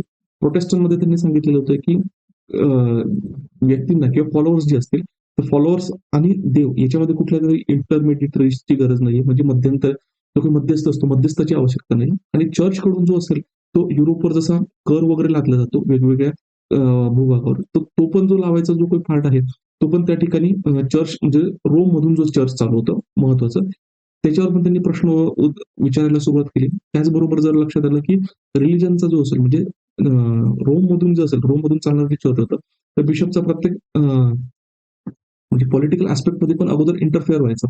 मग आता जेव्हा ट्रिटी ऑफ वेस्टफालिया झाली, तर त्यावेळेस रिलिजन आणि पॉलिटिकल स्ट्रक्चर हे दोघे त्याच्यामध्ये काय झाले, तर सेपरेट झाले. पण तोपर्यंत यांचं काय चालू होतं, इंटरफरन्स चालू होतं. मग अशा वेळेस काय व्हायचं, की हे जे काही वेगवेगळ्या पंथांना मानणारे लोक होते, म्हणजे प्रोटेस्टंट आणि प्रोटेस्टंटच्या आता प्रोटेस्टंट म्हणजे काय, की त्यांनी प्रोटेस्ट केला होता कॅथोलिक प्रिन्सिपल्सच्या विरोधामध्ये. मग मार्टिन लुथर किंग वगैरे असेल ते. मग त्याच्यानंतर ल्युथरन होतं, तर त्याचे फॉलोवर ल्युथरन म्हटले जायचे. त्याच्यानंतर मग इंग्लंडमध्ये असेल, जो काही वेल एस्टॅब्लिश चर्च होता, तर त्याच्या अगेन्स्टमध्ये ज्यांनी आवाज वगैरे उचलला होता, त्याला प्युरिटन्स वगैरे म्हटलं जायचं. म्हणजे थोडक्यात काय, हे नवीन विचारसरणीचे जे लोक होते ना, की ज्यांनी म्हणजे जे काही रूढीवादी चर्च सिस्टम होती किंवा ख्रिश्चनिटी होती, त्याच्या विरोधात ज्यांनी आवाज उठवला होता, तर त्यांचा काय व्हायचा, तो छळ व्हायचा तिथे. मग ते छळला म्हणजे त्रासून वगैरे पण आहे ना, तर ते अमेरिकेमध्ये यायचे. मग हा कॉन्सेप्ट या ठिकाणी लक्षात घ्या. आणि त्यांना हे जे काही प्रोटेस्ट म्हणजे आपण असं म्हणू शकतो, की रूढीवादी चर्च सिस्टमला आवाज देणारे होते, की त्यांना प्रश्न विचारणारे होते. ते वेगवेगळ्या जे पंथ आहेत, ते वेगवेगळ्या नावाने ओळखले जायचे. मग आता याच्यामध्ये जो असेल, तर मग आता इथं प्युरिटन स्थलांतर आहे. जे प्युरिटन आहे, ते पुन्हा कुठून येत आहेत? तर इंग्लंडमधून येत आहेत. का? कारण की जो ट्रॅडिशनल कॅथोलिक चर्च आहे, तर त्याच्या विरोधात त्यांनी काय उचललेला आहे? तर आवाज आणि तिथे त्यांचा छळ वगैरे होत आहे. मग 620 मध्ये मेफ्लॉवर जहाजामधून त्यांनी काय तर प्युरिटन्स हे प्लायमाउथ इथे या ठिकाणी आलेले आहेत. आता हे जे पुढचे प्लेसेस आहेत, ते आपण पुढे बघणार. ते प्लायमाउथ या ठिकाणी आले आणि तिथे त्या ठिकाणी काय झाले? ते वसलेले आहेत. आणि अमेरिकेच्या बाबतीमध्ये जर बघितलं ना, तिथे काही असं म्हणजे धर्म फॉलो इम्प्लिमेंट करणारी असली कुठली रिलिजियस सिस्टम नव्हती, पॉलिटिकल सिस्टम नव्हती. म्हणून तिथे छळ न होता ते लोकं जे असतील त्या ठिकाणी ते राहू शकत होते. त्याच्यानंतर जर बघितलं तर स्थानिक प्रतिकार 675 मध्ये मेटाकोट म्हणजे किंग फिलिप याने इंग्रजांविरुद्ध युद्ध पुकारलं. ठीक आहे. आणि त्याचा अंततः स्थानिकांच्या पराभवात झाला. तर थोडक्यात काय आता हे जे लोकं अमेरिकेमध्ये येत आहेत. तर अमेरिकेमध्ये येत असताना त्यांना असं वाटलं स्थानिक लोकांना, हे येत आहेत काही दिवसासाठी राहतील आणि नंतर चालले जातील. पण नंतर त्यांच्या लक्षात येतंय की ते इथे येऊन या ठिकाणी त्या ठिकाणी काय होतं ते स्थायिक होत आहे. मग यांच्यामुळे काय होतं यांच्यामध्ये संघर्ष निर्माण होतोय आणि संघर्ष निर्माण झाल्यामुळे काय होतंय, की मग यांच्यामध्ये काय होतं तर मग एकमेकांना याचा त्रास होतोय. मग काही वेळेस जसं होतं हा कोमेट जो असेल किंग फिलिप हा स्थानिक होता आणि त्याने म्हणजे तिथले जे काही वसाहत होते, त्या वसाहतींविरुद्ध काय आवाज उठवला आणि इव्हेंच्युअली ज्या वसाहतींमधले लोक होते त्यांनी त्याला काय केलं तर क्रश केलेलं आहे. मग आता याच्यामुळे काय होतंय मग की बरेचसे जे काही परिणाम आहेत, ते परिणाम त्या ठिकाणी होतात. आता ॲक्चुअली ज्यावेळेस हे युरोपियन मधले लोकं आलेले होते ना अमेरिकेमध्ये आणि अमेरिकेमधले मूळ लोक होते. तर यांच्या दृष्टिकोनामध्ये पण फरक होता. आता यांचं काय म्हणणं होतं, अमेरिकेचे जे मूळ रहिवासी होते त्यांचं, की ते एक म्हणजे ट्रायबल याच्यामधून येत होते, की जमीन आहे ना, जमीन, पाणी आणि त्याच्यानंतर जो काही वायू असेल किंवा वारा असेल ना, ही निसर्गाने किंवा आपण म्हणू शकतो एक पुण्य आत्मा असेल ना, तर पुण्य आत्माने जे असेल, ती सगळ्या लोकांना दिलेली त्याच्यामुळे ते ना, की सगळ्यांनी मिळून वापरली पाहिजे. म्हणजे प्रायव्हेट ओनरशिपचा जो काही कन्सेप्ट आहे, त्याच्यावर त्यांचा बिलीफ नव्हता, की हे जे संसाधन असतील म्हणजे पाणी असेल, जमीन असेल आणि वायू असेल, ते सगळ्यांनी सामावून घेतले पाहिजे. हा एक कन्सेप्ट. पण इथे जर आपण बघितलं, की युरोपमधून जे लोकं या ठिकाणी कुठे येत आहेत तर अ, अमेरिकेमध्ये येतात. तर त्यांचा कन्सेप्ट त्या ठिकाणी वेगळा आहे. मग आता युरोपमध्ये पण जे असेल, तर त्या ठिकाणी एनलाइटमेंटचा जो प्रबोधनाचा काळ आणि प्रबोधनाच्या काळामध्ये वेगवेगळे तत्व व्यक्त होऊन गेले. मग त्याच्यामुळे राईटचा जो कन्सेप्ट आहे, म्हणजे हक्कांचा जो काही कन्सेप्ट आहे, तो त्या ठिकाणी होता. मग थॉमस हॉब्स. आता त्याच्यानंतर मग काय केलेलं आहे, आता याच्यामध्ये आणि त्याच्यानंतर जॉन लॉक यांनी काय केलेलं तर कन्सेप्ट जे असतील आपण काय म्हणू शकतो त्याच्यामध्ये राइट्सचे किंवा हक्कांचे त्याच्यात त्यांनी भर घातलेले आहेत. आता यांचं म्हणणं काय होतं, की लोकांमध्ये काय की सुरुवातीपासून जे असेल, तर संपत्तीचा कन्सेप्ट कसा होता त्यांना, की स्वतःच्या मालकीची संपत्ती त्या ठिकाणी असू शकते. आता स्वतःच्या मालकीची जी काही संपत्ती असेल, तर ती कशा पद्धतीने मिळू शकते, की सुरुवातीला ज्यावेळेस मानवी समाज आहे, हा मानवी समाज अस्तित्वात आला. तर मानवी समाज अस्तित्वात आला त्यावेळेस जमीन वगैरे जे असेल, हे नैसर्गिक संसाधनं, ही कोणाही एका मालकीची नव्हती. ती सगळ्यांच्या मालकीची होती. पण मग त्याच्यानंतर ज्यावेळेस लोकांनी त्याच्यामध्ये त्यांचे श्रम मिसळायला सुरुवात केली, ती श्रम मिसळायला सुरुवात केल्यानंतर जो असेल तो प्रायव्हेट प्रॉपर्टीचा जो कन्सेप्ट आहे, तो त्या ठिकाणी यायला लागला आणि स्वतःच्या विकासासाठी जर असेल, तर प्रायव्हेट प्रॉपर्टीचा जो कन्सेप्ट आहे, तो त्या ठिकाणी त्यांनी काय केलं तर मान्य केलेला आहे. मग हा जो मान्य केलेला कन्सेप्ट आहे, तर तो कन्सेप्ट घेऊन हे जे अमेरिकेमधले लोकं आहेत, ते या ठिकाणी आलेत.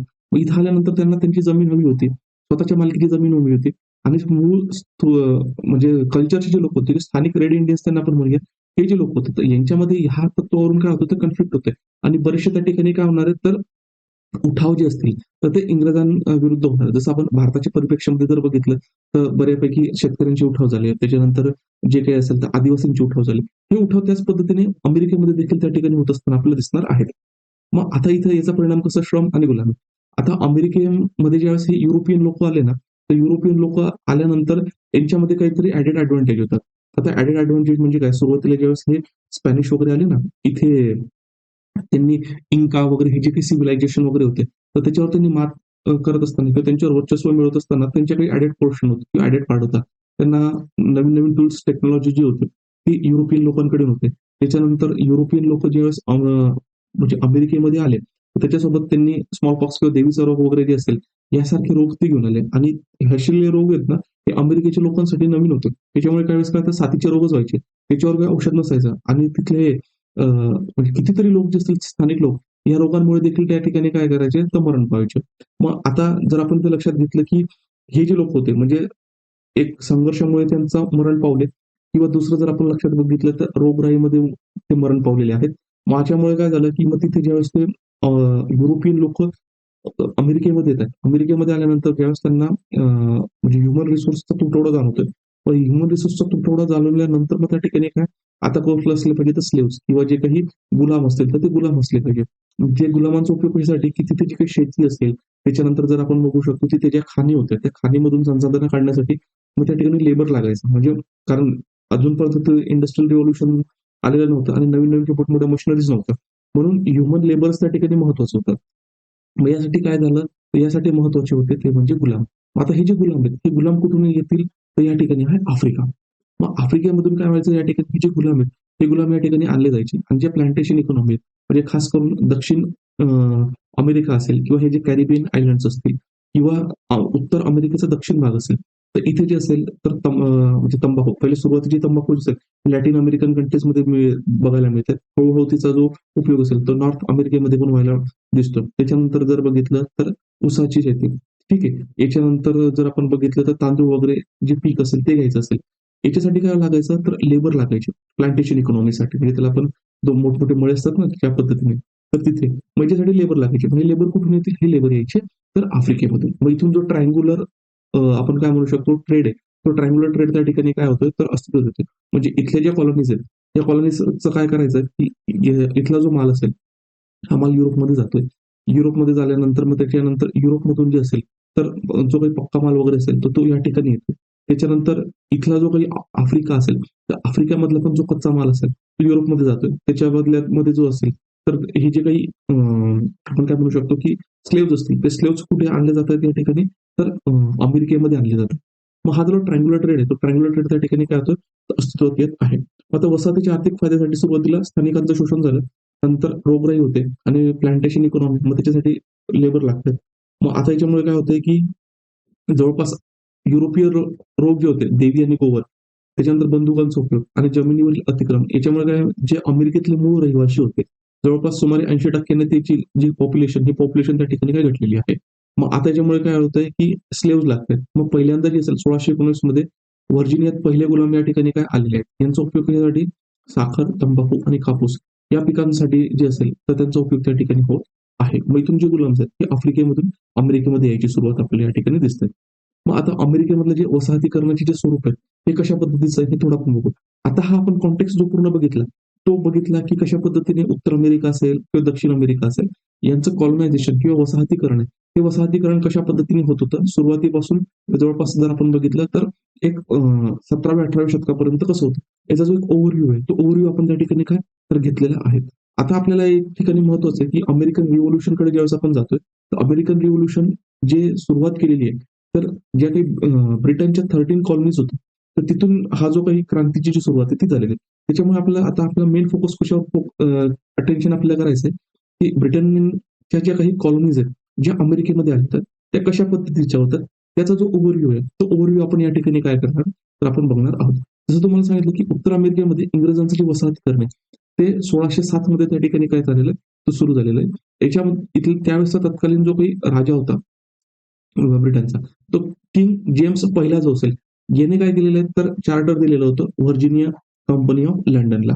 आता या कंपनीने त्याचं जे नाव ठेवलेलं आहे, तर तिथल्या राणीच्या नावावरून त्यांनी व्हर्जिनिया हे नाव काय केले तर ठेवलेलं आहे. आणि त्यांना किंग हा जो काही होता जेम्स पहिला, याने काय दिली होती, तर सनद दिली होती आणि सनद देत असताना त्याच्यात त्यांनी काय म्हटलं होतं, त्यांनी वसाहतवाद्यांना सांगितलं होतं, की वसाहतवाद्यांना इंग्लंडमध्ये जन्मलेल्या व्यक्तींसारखेच समान अधिकार आणि हक्क असतील, हे दिले जाईल. आणि पहिली जी काही वसाहत त्या ठिकाणी वसवली जात आहे, तर ती त्याला म्हटलं गेलं जेम्सटाउन.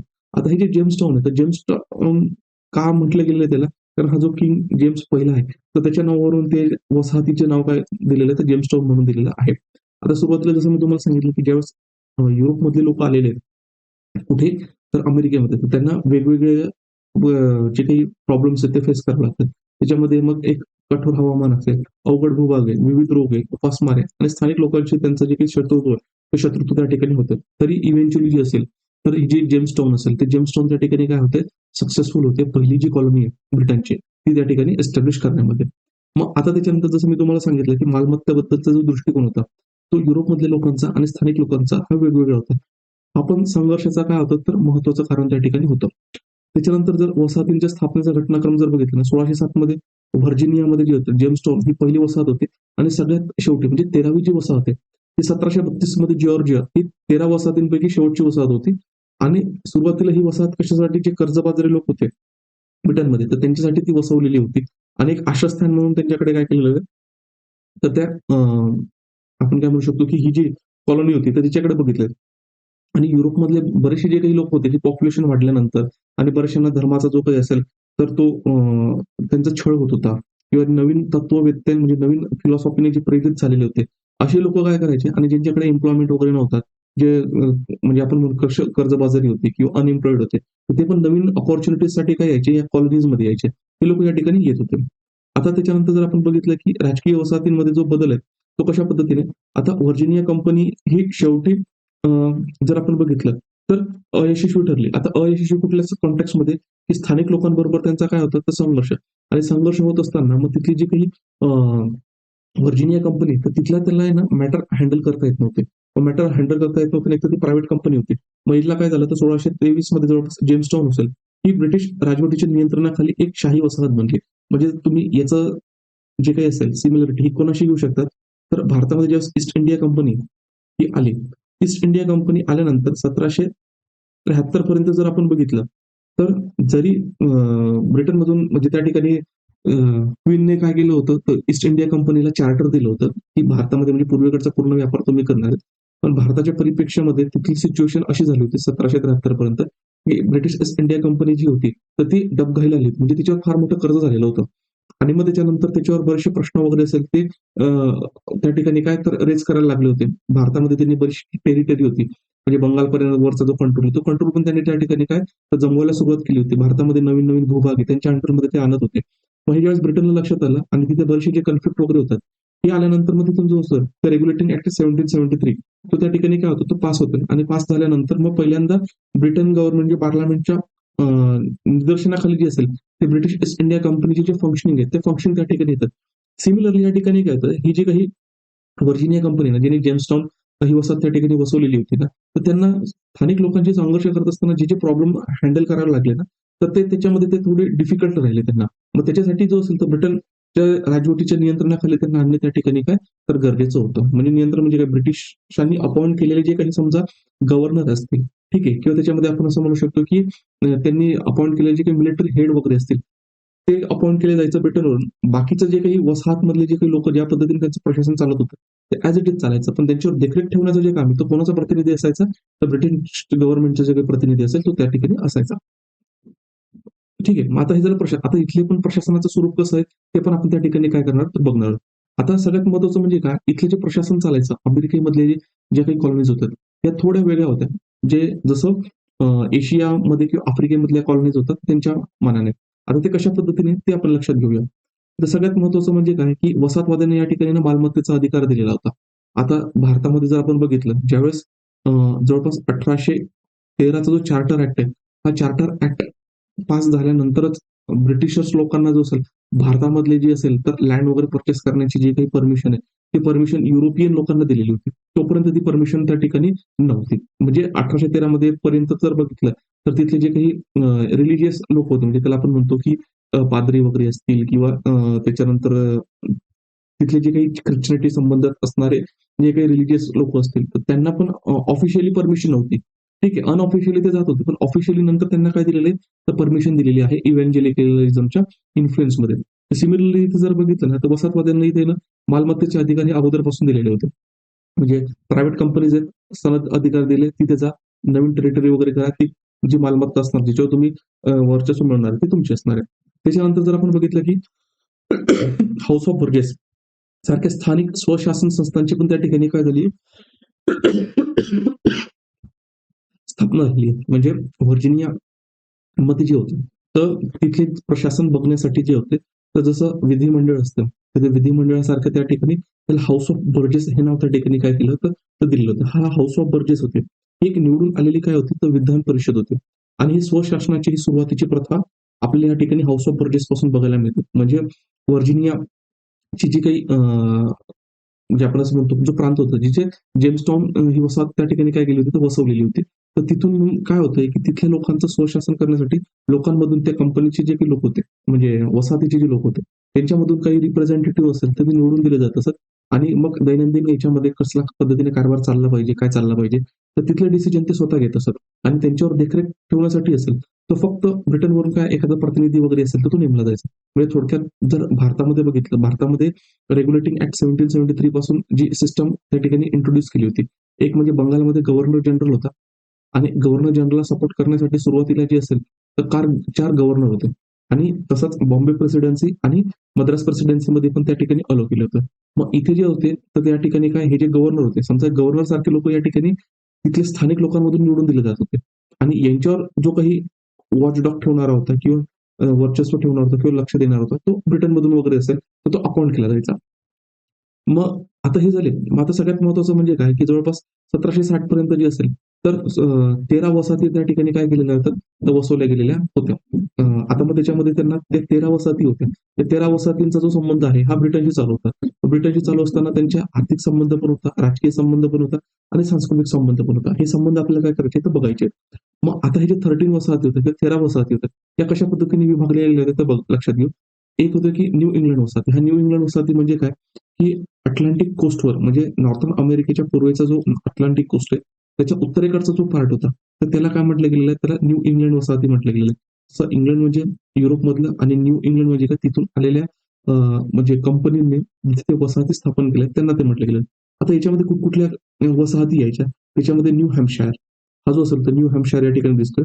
1623 मध्ये त्या ठिकाणी वसवलेली दिसते. त्याच्यानंतर जर बघितलं तर मॅसेच्युसेट्स हा जो मॅसेच्युसेट्स असेल, हा मॅसेच्युसेट्सचा पार्ट आपल्याला दिसतोय 1620 मध्ये. त्याच्यानंतर रोड आयलँड हा जो रोड आयलँड आहे जवळपास 1635 पर्यंत आपल्याला बघायला मिळते. त्याच्यानंतर कनेक्टिकट हा जो कनेक्टिकट आहे हा 1636 पर्यंत आहे. हा एवढा जो पार्ट आहे याला काय म्हटलं गेलेलं आहे, तर जो काही नॉर्दर्न म्हणजे न्यू इंग्लंड वसाहती ते म्हटले. आता इथे जर आपण बघितलं ना, बहुतांश इथे ना धार्मिक विचारसरणीचे लोक राहत होते. हे ज्याला म्हटलं होतं मी तुम्हाला, की ब्रिटनमधून आलेले अशी लोकं, की जे नवीन प्रोटेस्टंट धर्माने काय झालं होतं, इन्फ्लुअन्स झालेले होते. ठीक आहे. तर ते या ठिकाणी काय राहिलेले आहेत, तर राहिलेले आहेत. ज्यांनी कॅथोलिक चर्चमध्ये किंवा चर्च ऑफ इंग्लंडच्या विरोधामध्ये आवाज वगैरे उठवला होता, ते त्याला प्युरिटन्स म्हटले गेले. ते प्युरिटन्स जास्तीत जास्त लोक या ठिकाणी काय तर राहत असतात. आणि त्यांच्यामध्ये इंग्रज धार्मिक नियमांच्या विरोधात ते होते. आता समाज जर इथं बघितलं तर तुलनेने श्रीमंत होते, शहरी भागात राहायचे, कुशल होते आणि सुशिक्षित लोकसंख्या या ठिकाणी होती. ऑब्व्हियसली रिलिजियस बॅकग्राऊंड मधून आलेले होते किंवा एनलाइटमेंटचा त्यांच्यावर इम्पॅक्ट होता. म्हणूनच ते कोणावर च्या विरोधात उभे होते, की धर्मामध्ये सांगितले जे प्रिन्सिपल्स आहेत ते त्यांना मान्य नव्हते. ठीक आहे. जोपर्यंत वैचारिक पातळी तोपर्यंत येते तोपर्यंत ते अपोज करणार नाही. म्हणून हे इथे आलेले जे लोक होते ते सुशिक्षित होते. त्याच्यानंतर इथली जर अर्थव्यवस्था बघितली ना, ही अर्थव्यवस्था शेतीवर चालायची. इथे कोस्टल पार्टी म्हणून मासेमारी वगैरे होता. इथं फरचा व्यापार म्हणजे हा जो काही इकडचा पार्ट आहे म्हणजे फ्रान्सचा वगैरे सपोर्ट म्हणजे फ्रान्सचा कंट्रोल होता आणि इथं हडसन बे वगैरे जे होतं. इथल्या रिजन मधून काय होतं तर फरचा जो व्यापार आहे तो चालायचा. लोखंडी वस्तूंचं उत्पादन व्हायचं आणि जहाज बांधणीवर हा आधारित होता. म्हणजे even over the period of time जर आपण लक्षात घेतलं, की उत्तर अमेरिकेमध्ये जहाज बांधणीची जी काही टेक्निक आहे, ही एवढ्या चांगल्या पद्धतीने या ठिकाणी डेव्हलप झाली होती, की ब्रिटनच्या स्वतःच्या जहाजी ते तिथून वापरत नसत. ते अमेरिकेमधले जे जहाजी तयार झालेले असतात, त्यांचा उपयोग ते करत असत. म्हणजे एवढी जी काही टेक्नॉलॉजी आहे जहाज बांधणीमध्ये, ती ॲडव्हान्स झाली होती तर अमेरिकेमध्ये. त्याच्यानंतर गुलामगिरीच्या बाबतीत जर बघितलं ना, इथं गुलामांचा वापर फार कमी होता. इथं शेती होती, पण प्लांटेशन इकॉनॉमी नव्हती. म्हणजे त्याला आपण मळा उत्पादन वगैरे असेल, साखरचं असेल म्हणजे ऊसाचं वगैरे असेल किंवा कापूस किंवा तंबाखू असे मोठमोठे जे काही प्लांटेशन आहे, ते ह्या ठिकाणी आपल्याला दिसत नाही. म्हणून गुलामांचा जो काही रोल होता ना, हा फार कमी प्रमाणात आपल्याला या ठिकाणी काय होतं लक्षात नव्हतं असं नाही, पण तिथली इकॉनॉमी जी होती, अर्थव्यवस्था, ती अर्थव्यवस्था त्याच्यावरच काही डिपेंडंट नव्हती. त्याच्या अल्टरनेट ही जी इकॉनॉमिक ॲक्टिव्हिटीज होतात ना, त्या ठिकाणी काय होतं प्रॉमिनंट होतं. आता शासनाच्या बाबतीत बघितलं तर स्वशासनाची पद्धती होती. जसं तुम्हाला सांगितलं, की तत्कालीन जी काही वसाहती होत्या, त्या वसाहती स्वतःचे जे काही प्रतिनिधी असेल, ते प्रतिनिधी निवडत असत आणि त्याच्यानंतर जे असेल, तर तिथल्या त्या वसाहतीमधला जो कारभार आहे, व्यापारासंदर्भात असेल, लोकांना लागणाऱ्या अडचणी असेल, तर प्रत्येक 13 वसाहतींचे 13 वेगवेगळे काय होतात, तर स्वशासनाच्या पद्धती होत्या. तसं थोडक्यात लक्षात घ्या, की भारतामध्ये कसे आता राज्य आहेत. प्रत्येक राज्याची काय विधानसभा आहे. ठीक आहे. काही याच्यामध्ये विधान परिषद आहे. पण विधानसभा तर प्रत्येक राज्यामध्ये आहे आणि मग ती विधानसभा जी असेल, तर राज्यामधले जे काही म्हणजे ॲक्टिव्हिटीज असतील, तर त्याच्यावर ते देखरेख ठेवत असतात. त्याच पद्धतीमध्ये तिथे काय होतं, स्वशासनाची जे काही पद्धती, त्या पद्धती त्या ठिकाणी होत्या. आता त्याच्यानंतर मग काही होते तर मध्य वसाहती. आता या मध्य वसाहतीमध्ये न्यूयॉर्क, न्यू जर्सी, पेन्सिल्व्हेनिया आणि डेलावेअर. म्हणजे इथून जर आपण इथं बघितलं तर इथे हे न्यूयॉर्क, ठीक आहे. त्याच्यानंतर पेन्सिल्व्हेनिया, इथे न्यू जर्सी आणि डेलावेअर. ह्या ज्या काही मधल्या होत्या त्याला मिडल आपण काय म्हणू शकतो की मध्य वसाहती म्हटलेलं आहे. आता मूळ जर बघितलं सुरुवातीला डच लोकांच्या वसाहती या ठिकाणी होत्या आणि नंतर ब्रिटिशांनी त्या काय केलेल्या आहेत त्या जिंकलेल्या आहेत. आता त्याच्यानंतर इथे पुन्हा शेती सुपीक जमीन होती आणि सौम्य हिवाळ्यामुळे इथे शेती चांगल्या पद्धतीने देखील होत असत. गुलामगिरीवर फारसे अवलंबून होते का? कारण प्लांटेशन इकॉनॉमी नव्हत्या. त्याच्यानंतर सामाजिक गतिशीलता जर बघितलं, गरीब स्थलांतरित लोकांमध्ये सुद्धा जमिनीचे मालक त्या ठिकाणी बनवू शकत होते. कारण ज्यावेळेस युरोपमधले लोक जे होते ते अमेरिकेमध्ये आले, तर अमेरिकेमध्ये आल्यानंतर तिथे काही तिथली सामाजिक व्यवस्था त्यांनी काही ऍक्सेप्ट नाही केली. ते आल्यानंतर सगळ्यांकडे त्यांच्याकडे संपत्ती असेल किंवा संपत्ती नसेल, तर प्रत्येकाला जर बघितलं तर स्वतःचं जे काही कष्ट आहेत ते कष्ट घ्यावे लागतात. कारण की काय इथे जर आपण लक्षात घेतलं की सगळं नवीन आहे, स्थानिक लोकांशी भांडायचं आहे किंवा लढायचं आहे. त्याच्यानंतर तिथली जी जमीन आहे, तर ती जमीन कसायची आहे. जमीन कसून स्वतःचं उदरनिर्वाहासाठी असेल ते कष्ट करायचे. मग गरीब असेल किंवा श्रीमंत असेल, तर प्रत्येकाला त्या ठिकाणी काय करावं लागतं, तर एफर्ट्स घ्यावे लागतात. मग हे एफर्ट्स घेतल्यामुळे काय होतं, की प्रिन्सिपल ऑफ इक्वालिटी ज्याला आपण म्हणू शकतो, की समतेचा जो काही भाग आहे, तो भाग आपल्याला या ठिकाणी लक्षात येतोय आणि व्यक्ती इथं आल्यानंतर जो असेल, तर तो जन्माच्या आधारे नव्हता, तर त्याच्या कर्तृत्वाच्या आधारे जो असेल, तर संसाधनं त्या ठिकाणी काय तर एकवटू शकत होतात किंवा जमवू शकत होतात. मग गरीब जरी व्यक्ती त्या ठिकाणी आला आणि स्वतःचा तो मेहनत करायची जर तयारी असेल, तर ती मेहनत करायची तयारीमध्ये तर तिथले जे संसाधन आहेत, ते संसाधनं तो त्या ठिकाणी काय तर स्वतःच्या मालकीचे करू शकत होता. संसाधनांमध्ये पूर्ण फर जे प्राण्यांची जी काही कातडी वगैरे असते, म्हणजे लोकर वगैरे सारखे जे काही प्राण्यांच्या याच्यावर हे असतात म्हणजे केस असतात, तर त्याचा उपयोग. त्याच्यानंतर धान्य वगैरे, गुरे, तंबाखू, लाकूड, लोखंड आणि जहाज बांधणी ही प्रमुख संसाधने या ठिकाणी काय तर होती. त्याच्यानंतर विविधतामध्ये आता क्वेकर्स, जर्मन ल्युथरन, फ्रेंच प्रोटेस्टंट यासारखे विविध धार्मिक आणि वांशिक गटांसाठी या वसाहती ओळखल्या जातात. पुन्हा हे क्वेकर्स वगैरे काय जसं मी तुम्हाला सांगितलं प्रोटेस्टंट म्हणजे रूढीवादी म्हणजे ख्रिश्चनिटीला किंवा कॅथोलिक सिटीला ज्यांनी आवाज उठवला त्याच्यामध्ये असे वेगवेगळे पंथ अस्तित्वात आले. आता सिंपलमध्ये तुम्हाला सांगायचं म्हटलं म्हणजे जसं भारतामध्ये भक्ती संप्रदाय अस्तित्वात आला. भक्ती संप्रदाय अस्तित्वात आल्यानंतर त्याच्यामध्ये त्यांनी काय केलं, जी रूढीवादी परंपरा असेल त्याच्या विरोधामध्ये त्यांनी आवाज उठवला. मग त्यांचे वेगवेगळे पंथ होते. भक्ती आपण त्याला म्हटलेलं आहे. भक्तीमध्ये पण वेगवेगळे पंथ होते. मग त्याच्यामध्ये अलवार असतील, नयनार असतील. त्याच्यानंतर जर आपण बघितलं तर वीरशैव होते किंवा लिंगायत होते. त्याच्यानंतर जर उत्तर भारतामध्ये तर आपण या ठिकाणी लक्षात घेतलं तर त्या ठिकाणी गुरु नानक असतील, कबीरजी असतील यांचे पंथ वेगवेगळे होते. वैष्णव पंथ वेगवेगळे होते. म्हणजे भक्ती मार्गामध्ये पण होते. त्यांचे जे काही वैशिष्ट्य होते ते साम्य होते. पण प्रत्येकामध्ये थोडाफार किंवा थोड्याफार प्रमाणामध्ये काहीतरी काय होतं तो डिफरन्स होता. तसंच हे जे काही धार्मिक लोक होते ना, ते धार्मिक विविधतेसाठी देखील त्या ठिकाणी येत असत आणि खास करून त्यांचा इथे येण्याचा पर्पज काय होता? एक लक्षात घ्या, ते म्हणजे युरोपमध्ये त्यांचा जो छळ होता, त्या छळाला टाळण्यासाठी ते अमेरिकेमध्ये येत असत. एक दुसरे बरेचसे जे काही लोक होते ते युरोपमधून येत असत आणि समजा तिथे आपण बघितलं ब्रिटनमधून येत होते आणि त्याच्यानंतर तिथे उत्तर अमेरिकेमध्ये राहत होते. उत्तर अमेरिकेमध्ये राहत असताना ते धार्मिक देखील होते. मग त्यांच्या धार्मिक विधी वगैरे पार पाडण्यासाठी वगैरे जे असेल, तर त्या ठिकाणी त्यांना देखील तिथले रिलिजियस लोक होते. ते रिलिजियस लोक वगैरे लागत होते. ते तिथे आले. त्याच्यानंतर मग हे जे रिलिजियस लोक होते, हे शिकलेले वगैरे होते. मग त्यांच्या मुलाबाळांना किंवा स्वतःच्या धार्मिक विधींना कोणीतरी गाईड करणारा असला पाहिजे. त्यासाठी पण ते लोक काय होतात, तर युरोपामधून इथे येत असत. म्हणजे त्यांचे येण्याचे जे फॅक्टर आहे, पुल फॅक्टर आणि पुश फॅक्टर दोघे होते. म्हणजे अमेरिकेत आल्यानंतर त्यांचा छळ होणार नव्हता आणि त्याच्यानंतर प्रस्थापित धर्मगुरू वगैरे तिथं कोणी नव्हतं. म्हणून स्वतःसाठी जी काही पॉसिबिलिटीज असेल, तर ते अपॉर्च्युनिटी एक्सप्लोर करू शकत होतं. म्हणून ते त्या ठिकाणी येत असताना आपल्याला दिसतात. मग आता इथं मध्य वसाहतीमध्ये जर आपण बघितलं, तर डेलावेअर पर्यंत या ठिकाणी आहे. हे डेलावेअर पर्यंत. आता याच्यानंतर जर आपण इथे लक्षात घेतलं, की मग काही दक्षिण वसाहती होत्या. मग दक्षिण वसाहतीमध्ये बघितलं तर Maryland, Virginia, north Carolina, south Carolina आणि जॉर्जिया. इथे लक्षात घे. मेरीलँड, व्हर्जिनिया, ठीक आहे. नॉर्थ कॅरोलिना, साऊथ कॅरोलिना आणि जॉर्जिया. ही जॉर्जिया जी वसाहत आहे ती सगळ्यात शेवटी काय केलेली आहे, तर वसवलेली आहेत याच्यामध्ये. आता इथली अर्थव्यवस्था आहे ना मोठ्या प्रमाणात ही तंबाखू आणि तांदळाच्या मळ्यांवर आधारित होतं. कारण जर इथे बघितलं ना यांची प्रॉक्सिमिटी ही कॅरिबियन आयलंड आणि दक्षिण अमेरिकेच्या जवळपास होती आणि इथलं जे क्लायमेट वगैरे होतं ते प्लांटेशनसाठी काय प्लांटेशन इकॉनॉमीसाठी सुटेबल होतं. म्हणून यांना जे असेल ना तर यांना जे काही लेबर आहे म्हणजे ह्युमन रिसोर्स आहे, ते ह्युमन रिसोर्स खूप लागायचे. म्हणजे याला आपण म्हणतो स्लेव्ह, गुलाम होते. तर गुलामांचं त्यांना काय व्हायचं तर गरज पडायची.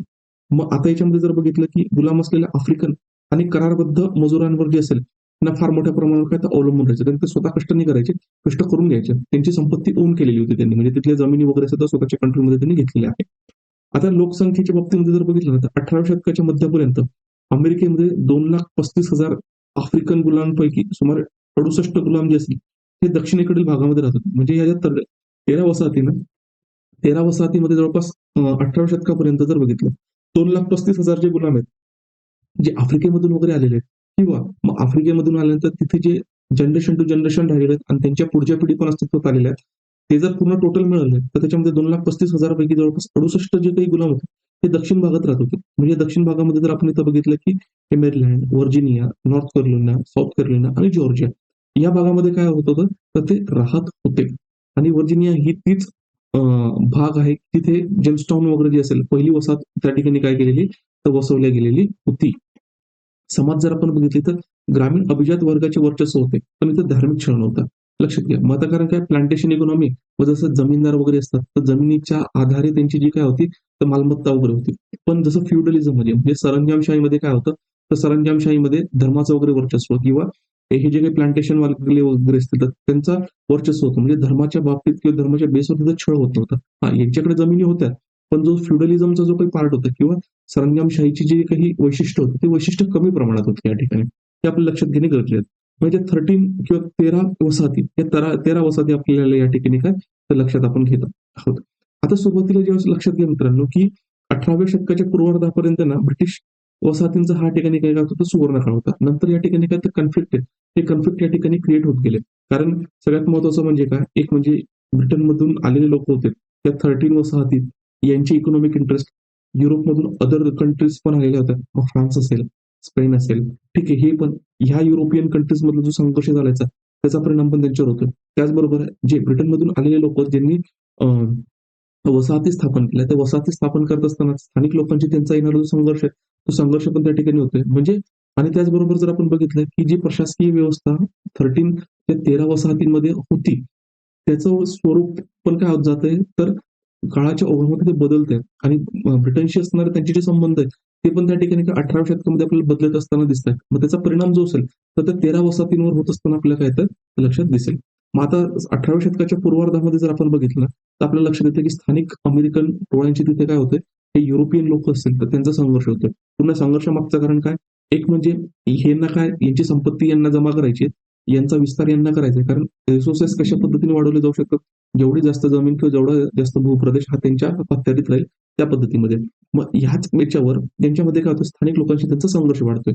मग संघर्ष वाढत असताना आपल्याला लक्षात येतंय की 1711 ते 1715च्या दरम्यानमध्ये ना उत्तर कॅरोलिनामध्ये त्या ठिकाणी काय होतं, तर स्थानिक लोकांसोबत स्थानिक लोक त्या ठिकाणी बंड करतात. त्याला म्हटलंय तुस्कारोरा युद्ध. आता जर तुस्कारोरा युद्ध जे असेल, त्या तुस्कारोरा टोळीचा या ठिकाणी पराभव तर केला उत्तर कॅरोलिनामध्ये, पण त्यांचे उत्तरेकडचे जे स्थलांतर करून त्यांनी इरोकेस संघात त्या ठिकाणी काय सामील झाले. आता इरोकेस काय तिथल्या जमातीचं नाव होतं आणि तुस्कारोरा होतं हे पण काय तिथल्या जमातीचं नाव होतं.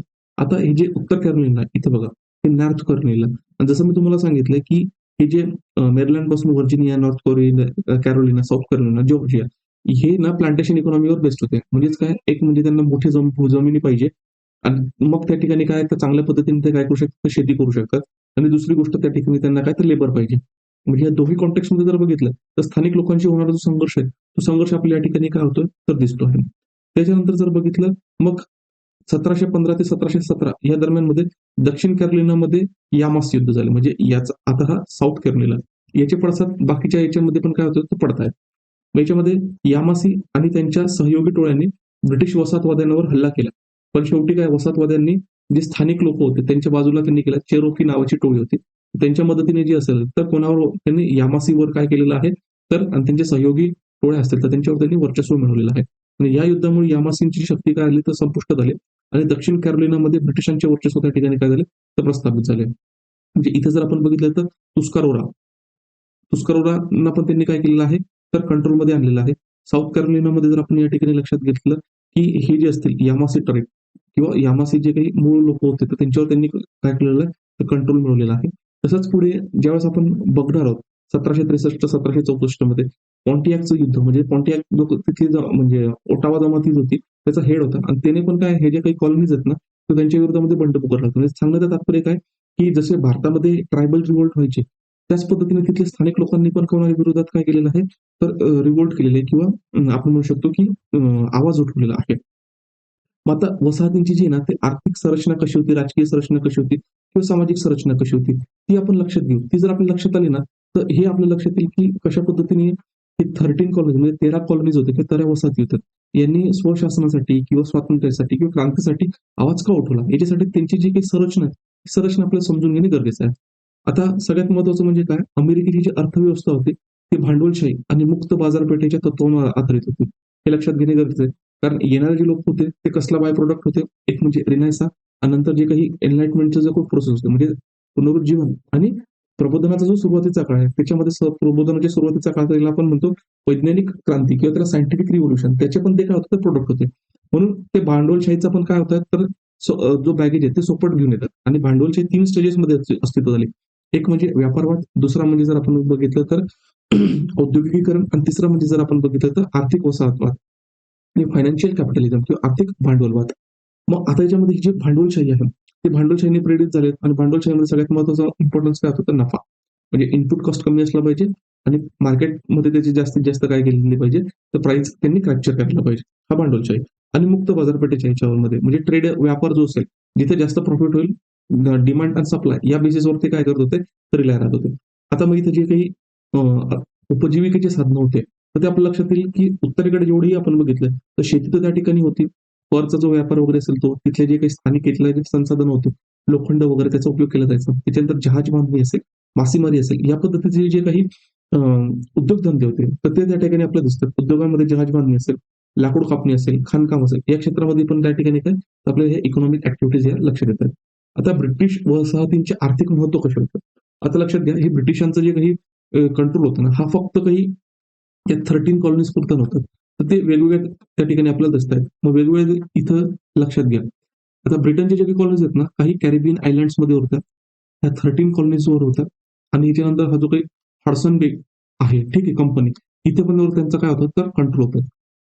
आणि जर इकॉनॉमिक दृष्ट्या लक्षात घेतलं, तर इकॉनॉमिक दृष्ट्या आपल्याला असं लक्षात येईल, की या 13 कॉलनीज किंवा 13 वसाहतींपेक्षा कॅरिबियन आयलंडमधून ब्रिटनला मिळणारा जो काही म्हणजे ऊसाचं जे उत्पादन होते आणि त्याच्यापासून मिळणारं त्यांना जी मिळकत होती, ती ब्रिटनच्या म्हणजे जर आपण बघितलं ग्रॉस नॅशनल प्रोडक्ट म्हणजे त्यांची जी ब्रिटनची जी इन्कम होती, त्याच्या जवळपास 4% जी काही इन्कम आहे, ती फक्त कुठून यायची? ती जे कॅरिबियन आयलंडवर त्यांचं जे वर्चस्व होतं तिथून.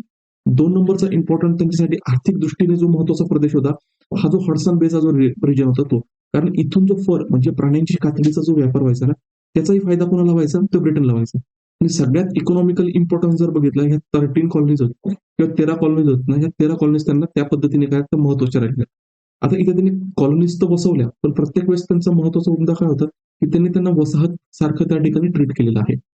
मग वसाहत म्हणजे काय, की हे जे भूप्रदेश असतील, जे ब्रिटनच्या लोकांनी किंवा ब्रिटनमधल्या लोकांनी जी कंपनी स्थापन केली, त्या ज्या कंपनीचे या ठिकाणी वर्चस्व राहिलेलं आहे, त्याचा उपयोग जो असेल तो कोणाला झाला पाहिजे, तर ब्रिटनला झाला पाहिजे. ही जे ॲटिट्यूड आहे, हा ॲटिट्यूड त्या ठिकाणी ब्रिटनचा प्रत्येक वेळेस राहिलेला आहे. जसं मी तुम्हाला सांगितलं, की भांडवलवाद आहे, म्हणजे भांडवलशाही आहे. तर भांडवलशाही त्याच्या बेसिसवर होती.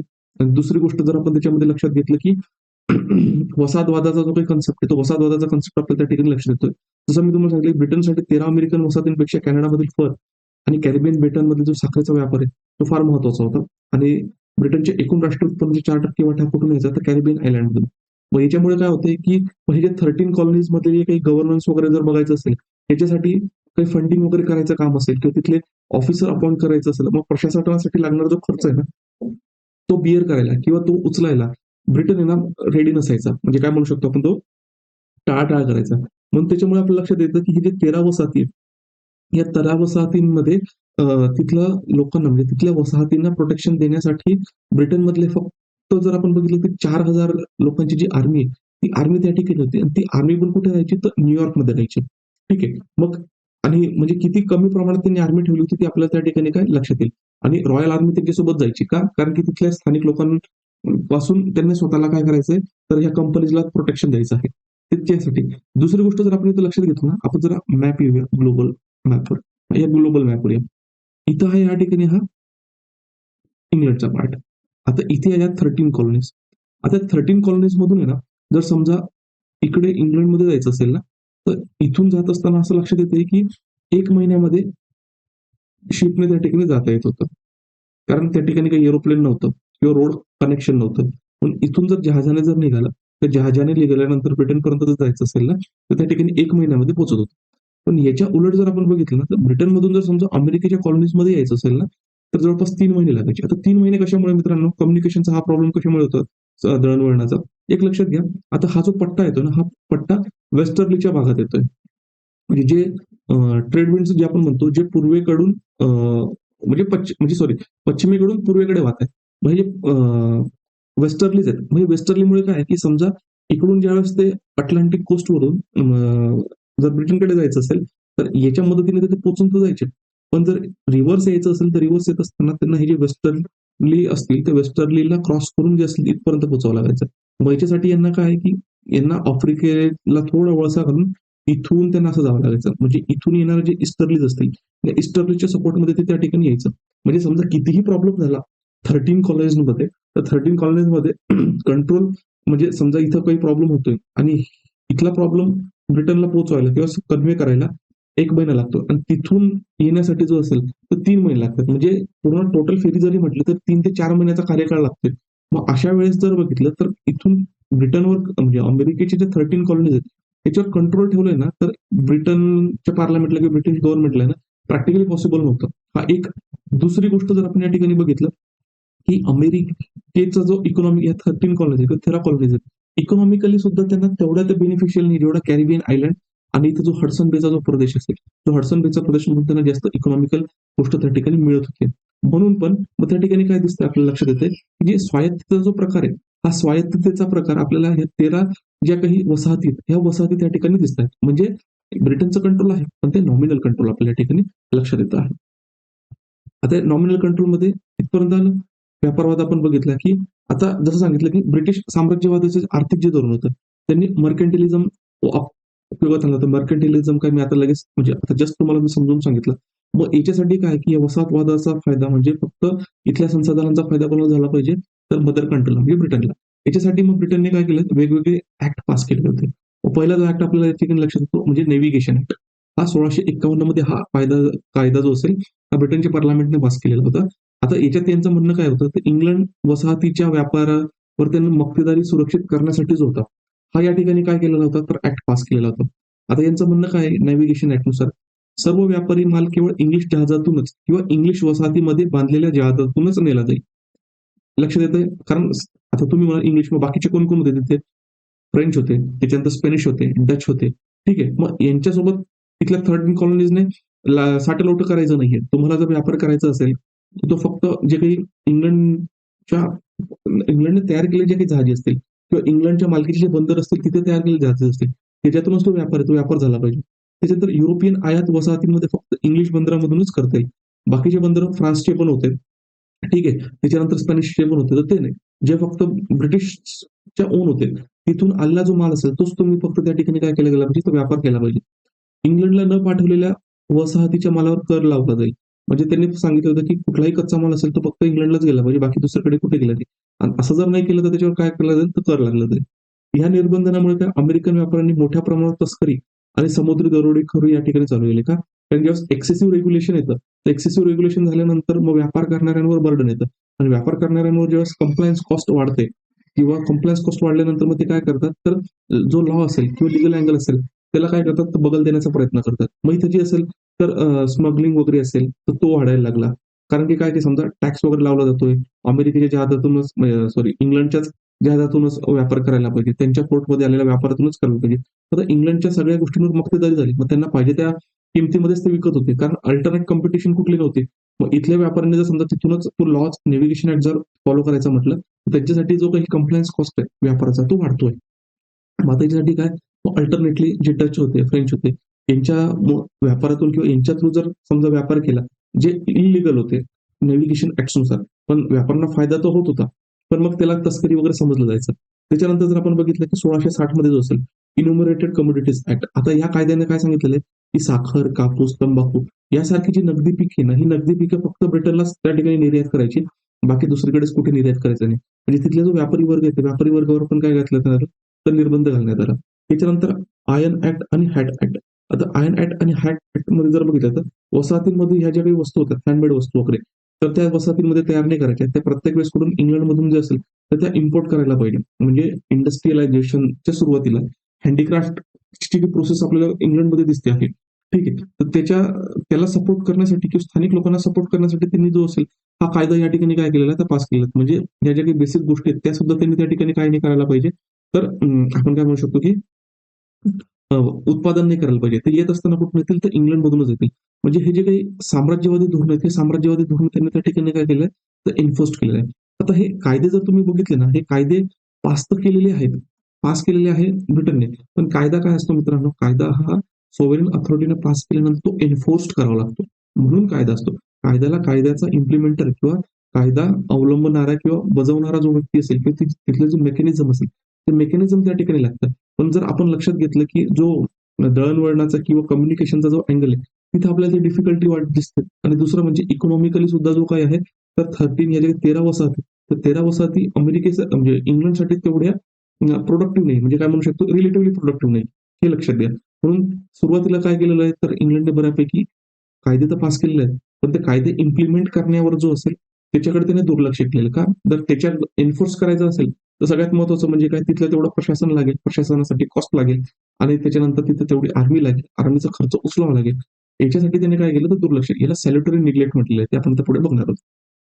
तर ब्रिटिश वसाहतींची जी राजकीय रचना असेल ती कशा पद्धतीची आहे, जसं अटलांटिक जगातील संपर्कामधलं मर्यादा, जसं मी तुम्हाला सांगितलं की अटलांटिक कोस्ट मधून म्हणजे उत्तर अमेरिकेच्या पूर्वेचा कोस्ट असतो अटलांटिक कोस्ट तिथपासून इंग्लंडपर्यंत जर जायचं असेल 1 महिन्यात जातं होतं. पण रिटर्न तिथलं जर कम्युनिकेशन जर इंग्लंडमध्ये 13 कॉलनीजमध्ये यायचं असेल तर जवळपास 3 महिने लागतात. मग याच्यामुळे काय की इंग्लंडला 13 वसाहतींवर कंट्रोल ठेवणं हे प्रॅक्टिकली इम्पॉसिबल होतं. त्याच्यानंतर जर बघितलं तर ब्रिटिश वसाहत धोरण आणि हितकारक दुर्लक्ष. आता सॅनिटरी लिंकेड. आता ह्या ज्या वसाहती ज्या बसवलेल्या आहेत ना, ते बसवल्यामध्ये तर तिथल्या राजाने म्हणजे तिथल्या गव्हर्नमेंटने तर सनदी दिलेल्या आहेत. सनदी दिल्यानंतर सगळ्यात महत्वाचं म्हणजे काय प्रशासकीय अधिकारांसोबत त्यांना ब्रिटिश नागरिकांप्रमाणे अधिकार पण दिलेले होते. तो तर एक पार्ट होता. त्याच्यानंतर जर दुसरं बघितलं तर संसाधनांचा आणि राजकीय इच्छेचा या ठिकाणी अभाव. जसं मी तुम्हाला सांगितलं की सुरुवातीला म्हणजे 13 वसाहती एवढ्या कमी होत्या किंवा एवढा कमी इम्पॉर्टन्स होता त्यांच्यासाठी. एवढ्या 13 वसाहतींचं संरक्षण बघण्यासाठी फक्त त्यांनी 4,000 त्यांची आर्मी ठेवली होती आणि ती न्यूयॉर्कमध्ये ठेवलेली होती. म्हणजे कॉस्ट म्हणजे जो असेल प्रशासनाचा तो कमी असला पाहिजे. आणि हे जे हितकारक दुर्लक्ष आहे, हे सॅल्युटरी निग्लेक्ट हे जवळपास आपल्या 1690 ते 1763 या जवळपास 70 वर्षाच्या कार्यकाळामध्ये दिसतं. याच्यामध्ये काय केलं त्यांनी, हे जे काही कायदे पास केलेले होते, म्हणजे त्याच्यामध्ये नेव्हिगेशन ऍक्ट असेल, इम्युनरेटेड कम्युनिटी ऍक्ट असेल, आयर्न ऍक्ट किंवा हॅट ऍक्ट असेल, त्याच्यावर त्यांनी काय केलं तर दुर्लक्ष केलेलं होतं. जेणेकरून प्रशासनाचा जो काही कॉस्ट असेल तो कमी होईल. त्याच्यानंतर वसाहतींचे प्रशासन चालत असताना कशा पद्धतीने एक म्हणजे स्थानिक लोकांकडून निवडलेले ते विधिमंडळ किंवा विधानमंडळ होते आणि कार्यकारी मंडळ होतं. विधानमंडळ म्हणजे जसं आपण लेजिस्लेटिव्ह असेंब्ली ज्याला म्हणतो, ठीक आहे, विधानसभा. आणि कार्यकारी मंडळ म्हणजे जसं मंत्री परिषद असतं तसं मंत्री परिषद तसं त्या ठिकाणी होते. आणि यांचे जे काही प्रमुख होते हे गव्हर्नर किंवा लष्करी प्रमुख असेल त्यांना त्या ठिकाणी काय तर नेमून दिलं जायचं. आता विधायी मंडळ आणि कार्यकारी मंडळ जे असेल ते म्हणजे लोक होते त्यांचंच तिथं प्रतिनिधित्व असायचं. फक्त त्यांच्यावर वर्चस्व जसं गव्हर्नर वगैरे अपॉइंट केला जातो किंवा लेफ्टनंट गव्हर्नर जो असेल तो युनियन टेरिटरीमध्ये कसा अपॉइंट केला जातो सेंट्रल गव्हर्नमेंटकडून, त्या पद्धतीने हे काय केलं जायचे तर त्या ठिकाणी अपॉइंट केलं जायचं. आता अमेरिकेकडचा वरचं असणारं वर्चस्व इंग्लंडने फक्त नावापुरतं ठेवलेले आहेत. हे पण गव्हर्नर किंवा लष्करी प्रमुख जो असेल यांना पण संसाधनं पाहिजे. यांनाही माहिती की स्थानिक प्रसिद्धी कशी आहे. त्याच्यामुळे स्थानिक बाबतीमध्ये कुठलेही डिसिजन जर घ्यायचं असेल तर विधानमंडळ किंवा कार्यकारी मंडळ घेत असत. पण या विधिमंडळ किंवा कार्यकारी मंडळाने इंग्लंडचं जे वर्चस्व आहे ते इंग्लंडचं वर्चस्व त्या ठिकाणी मान्य केलेलं होतं. म्हणजे त्याला म्हणतो आपण की मान्य केलेलं आहे. पण फंक्शनरी ऑटोनॉमी जी आहे, ती फंक्शनल ऑटोनॉमी त्यांना त्या ठिकाणी आपल्या लक्षात येते. त्याच्यानंतर ब्रिटनची सुरुवातीची निष्ठा. सुरुवातीला वसाहतवाद्यांनी ब्रिटिश जे सार्वभौमत्व आहे, ते सार्वभौमत्व असर्ट केले का? कारण म्हणजे चार्टर ऍक्ट दिलेला आहे आणि चार्टर ऍक्टने पहिले सांगितलं की वसाहतीमधले जे लोक आहेत त्यांना ब्रिटनमधल्या असणाऱ्या लोकांप्रमाणेच जे हक्क असतील नागरी हक्क ते त्या ठिकाणी त्यांना दिले जातील. आणि ब्रिटनने त्यांना आर्थिक मदत पण केली होती. आणि मूळ रहिवाशांपासून संरक्षण करण्यासाठी हे जी त्याला आपण रॉयल आर्मी म्हणतो किंवा इंग्लंडकडून पाठवलेली जी राजाने पाठवलेली जी आर्मी होती ती आर्मी थ्रू त्यांना काय दिलं तर संरक्षण दिलेलं आहे. हा झाला त्यांचा प्रशासकीय भाग. त्याच्यानंतर जर आपण बघितलं पूर्ण वसाहतमधली जी काही सामाजिक संस्कृती आहे किंवा सांस्कृतिक संरचना आहे ती कशा पद्धतीची आहे. सुरुवातीला जसं तुम्हाला सांगितलं की स्थानिक लोक जे आहेत जवळपास 80% ते काय झालेले तर कमी झालेले आहेत. ज्यावेळेस 15व्या-16व्या शतकामध्ये वसाहतीकरणाची प्रक्रिया त्या ठिकाणी चालू होते. आता 1690 मध्ये जर आपण बघितलं, की 13 वसाहतींमधली जी जनसंख्या होती ती जवळपास 2,10,000 पर्यंत होती आणि 18व्या शतकाच्या मध्यापर्यंत जर आली ना, तर ती 12 लाखापर्यंत काय गेलेली तर आपण म्हणू शकतो, की जनसंख्या गेली. आता ही जनसंख्यामध्ये बरेचसे जे होते, सुरुवातीचे फर्स्ट जनरेशन किंवा सेकंड जनरेशन हे पिढ्यांमधले जे लोक होते, ते युरोपमधून आलेले. बऱ्यापैकी जी सेकंड किंवा थर्ड जनरेशन होती, ती सेकंड किंवा थर्ड जनरेशन ही अमेरिकेमध्ये अगोदरचे जे लोक आले होते फर्स्ट जनरेशनमध्ये, त्यांची पुढची पिढी जी होती ती तिथेच जन्माला आलेली, म्हणजे अमेरिकेतच जन्माला आलेली. मग तो पण असेल त्या पद्धतीने पण जे काय आहे, तर पॉप्युलेशन वाढतंय. त्याचबरोबर लक्षात घेतलं, की आफ्रिकेमधले जे काही गुलाम आहेत, ते आफ्रिकेमधले गुलाम देखील त्या ठिकाणी बोलावले जातात का? कारण की तिथली जी अर्थव्यवस्था आहे, त्या अर्थव्यवस्थेला तिथून काय लागतं, तर सपोर्ट लागतो आहे. आता ही जी वाढ होती ना, नैसर्गिक प्रजननामुळे झाली होती. त्याच्यानंतर वसाहतींनी पश्चिमेकडे विस्तार केला आणि न्यूयॉर्क, बोस्टन आणि फिलाडेल्फिया सारखी शहरी या ठिकाणी काय तर भरभराटीला आली. म्हणजे सुरुवातीला व्हर्जिनिया जो होता, आता जर तुम्ही इथं मॅपमध्ये बघितला, इथे त्यांनी काय केली होती, सुरुवातीला येत असताना वसाहत वसवली. मग त्याच्यानंतर पश्चिमेकडचा जो प्रदेश ज्या ठिकाणी त्यांना संधी मिळत होती, तिथे येत गेले आणि तिथे त्यांनी त्यांच्या जो वसाहती आहेत, त्या वसाहतींचं एक्सपान्शन त्यांनी काय केलेलं आहे, तिथल्या लोकांनी केलेलं आहे. हे करत होते. त्याच्याच बरोबर जर बघितलं, की 1750 पर्यंत जवळपास 10% अमेरिकेतले लोक होते, हे शहरात राहत होते. म्हणजे शहरीकरणाची प्रक्रिया 10% होती आणि ही इव्हन युरोपपेक्षा काय होती, तर चांगली होती. आणि युरोपमध्ये जे राहणीमान आहे, त्या राहणीमानापेक्षा अमेरिकेमधलं जे राहणीमान आहे, हे चांगलं होतं. कारण की प्रत्येक लोक आहेत स्वतःच्या कष्टावर जे आहेत, ते कार्य त्या ठिकाणी काय तर करत होते. आणि वसाहतीमधील जास्तीत जास्त लोकांकडे काय म्हणजे लोकांकडे जास्तीत जास्त जमीन होती आणि त्यांना फार कमी कर त्या ठिकाणी काय तर भरावा लागत असेल. ऑब्व्हियसली करचा लॉ जरी असेल, तरी तो एन्फोर्स करण्यासाठी जी मशिनरी ती मशिनरी त्या ठिकाणी नव्हती. आणि त्याच्यानंतर नवीन टेरिटरी ते एक्सप्लोर करू शकत होते. ॲज कंपेअर टू जर तिथं इंग्लंड बघितलं तर आयलँड कंट्री आहे आणि आयलँड कंट्रीच्या ज्या काही रेषा आहेत किंवा भूसीमा आहेत, तर त्या मर्यादित असतात. तसं अमेरिकेच्या बाबतीत नव्हतं. मग जशी नवीन जमीन असेल, जिथं ते कष्ट घेऊ शकत होते, जिथे ते रिस्क घेऊ शकत होते, तेवढा भूभाग ते स्वतःच्या कंट्रोलमध्ये काय आणू शकत होते. आता 18व्या शतकात जे गुलाम आहेत, ठीक आहे, ते गुलाम तर येत होते. म्हणजे जवळपास जर आपण बघितलं 17व्या शतकापासून गुलामांची जी सुरुवात आहे, ती अमेरिकन कॉलनीजमध्ये वगैरे असेल, अमेरिकेमध्ये यायला त्या ठिकाणी सुरुवातीला आणलेले जे काही गुलाम होते, ते पोर्तुगीजांनी आणले होते. ते त्यांच्या अगोदर देखील आणलेले होते. पण अमेरिकेच्या बाबतीत ज्यावेळेस आपण बोलतोय म्हणजे इंग्लंडच्या बाबतीमध्ये, तर ते आपल्या लक्षात येतं की 17व्या शतकाच्या सुरुवातीला जे असेल, तर ब्रिटनने काय केलेलं आहे, इंग्लंडने जे आफ्रिकन गुलाम आहेत, ते त्यांच्या कॉलनीमध्ये आणलेले आहेत. आता 18व्या शतकात गुलामी आणि त्याचा जो प्रतिकार असेल. आता 1750 पर्यंत 13 वसाहतींमध्ये जर बघितलं, जवळपास 2,50,000 गुलाम होते आणि हे 2,50,000 गुलामांपैकी मॅक्सिमम जे काही गुलाम होते, ते दक्षिणेकडच्या प्रदेशामध्ये दक्षिणेकडचे जे काही आपण म्हणू शकतो सदर्न कॉलनीज किंवा दक्षिणेकडच्या ज्या वसाहती होत्या त्यांच्यामध्ये होते. भाग वसाहतीमध्ये. गुलामांना कठोर कायद्यांचा त्या ठिकाणी काय सामना करावा लागत असे. का? सगळ्यात महत्त्वाचं म्हणजे काय? गुलाम ते संपत्ती म्हणून संबोधले गेलेले आहेत.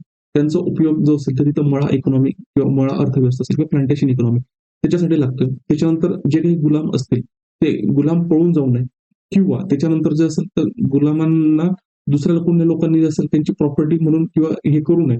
म्हणून त्यांच्यावर जे किंवा त्यांची मोबिलिटीवर आपण काय केलेलं होतं, स्थलांतरावर फार मोठ्या प्रमाणात जाचक निर्बंध जे असेल ते लादलेले होते.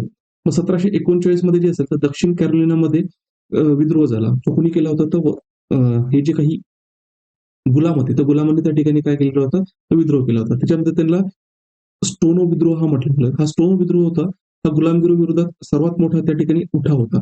यात अनेक गुलामांनी काय केलं होतं, तर वसाहतवाद्यांविरोधामध्ये तर शस्त्र हाती घेतली होती आणि ते स्पॅनिश फ्लोरिडाकडे पळून जाण्याच्या ठिकाणी काय प्रयत्न करत होते. आता जो स्पॅनिश फ्लोरिडा आहे, तर इथे लक्षात घ्या. हा जो स्पॅनिश फ्लोरिडा आहे, तर तिथे ते काय करत होते, तर ते पळून जाण्याचा त्या ठिकाणी काय करतायत, तर प्रयत्न करतायत. का? कारण सगळ्यात महत्त्वाचं म्हणजे जे जेवढ्या जाचक अटी आहेत, त्या जाचक अटीमधून त्यांना काय करायचंय, तर मोकळं व्हायचं आहे.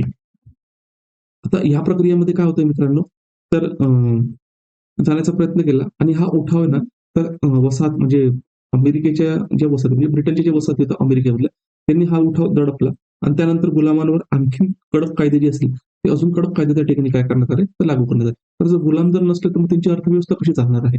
आता हा पॉइंटच लक्षात घ्या. कारण अमेरिकन क्रांती झाल्यानंतर ज्यावेळेस अमेरिकेचं आपण संविधान बघू, तर अमेरिकन संविधान बघितल्यानंतर पुढचा जो काही टॉपिक बघायचा आपल्याला, तो अमेरिकन म्हणजे आपण जर बघितलं सिव्हिल वॉर बघायचा आहे. ठीक आहे. मग त्याच्यासाठी हे जे काही गुलामांचा जो काही कन्सेप्ट आहे, तो तिथे काय तो मेन कंटेन्शियस इश्यू असणार. म्हणून त्याच्यावर फोकस असणं गरजेचं आहे. आता याच्यानंतर इथे तर झालं हे. मग त्याच्यानंतर कॅरिबियन आयलँड जे होतात ना, तर तिथे पण काय केलं होतं, विशेषतः जमायकामध्ये गुलामांनी दीर्घकाळ प्रतिकार चालू केला. म्हणजे जेवढ्या त्यांना प्रॉब्लेम फेस करावे लागतात, त्याच्या विरोधामध्ये त्यांनी काय उठवलेला आहे, तर आवाज उठवलेला आहे. 1730 आणि 1740च्या दशकामध्ये ना मारून, आता मारून म्हणजे काय, की जे पळून गेलेले गुलाम होते, यांनी ब्रिटिशांविरुद्ध काय केलेलं, तर यशस्वी लढा दिला. कुठे? जमैकामध्ये, म्हणजे जे कॅरिबियन आयलँड्स होते तिथे. आणि याच्यामुळे मग काय, थोडं ब्रिटिश जे होते ते थोडे नमते झाले. त्याच्यामध्ये आपण म्हणू शकतो, की थोडं ते ऊंट पहाड के नीचे आया, मी थोडक्यात आपण सांगू. आणि मग त्याच्यामुळे 1739 मध्ये जे मारून युद्ध संपवण्यासाठी ब्रिटनने काय केलं, त्यांना काही प्रमाणामध्ये जी असेल ती स्वायत्तता देण्यात आली. पण ही कुठे दिली गेली, तर कॅरिबियन आयलंड जे होते, तर तिथे आलेले जे स्लेव्ह होते किंवा गुलाम होते, हे त्यांच्या संदर्भामध्ये होतं. पण तो जो काही स्वातंत्र्य होता, तो तेवढा उत्तरेकडचे जे काही 13 वसाहती त्याच्यामध्ये तो तुलनेने कमी होता. हे आपण लक्षात घेतलं पाहिजे. त्याच्यानंतर अमेरिकन ओळखीचा उदय, म्हणजे we are Americans not Europeans. कारण ओरिजिन जर बघितलं तर अमेरिकेमधले जे लोक होते ते तर युरोपमधले होते.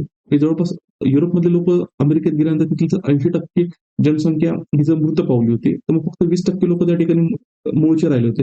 पण उर्वरित जे सगळे लोक होते मॅक्सिमम ते युरोपमधले होते.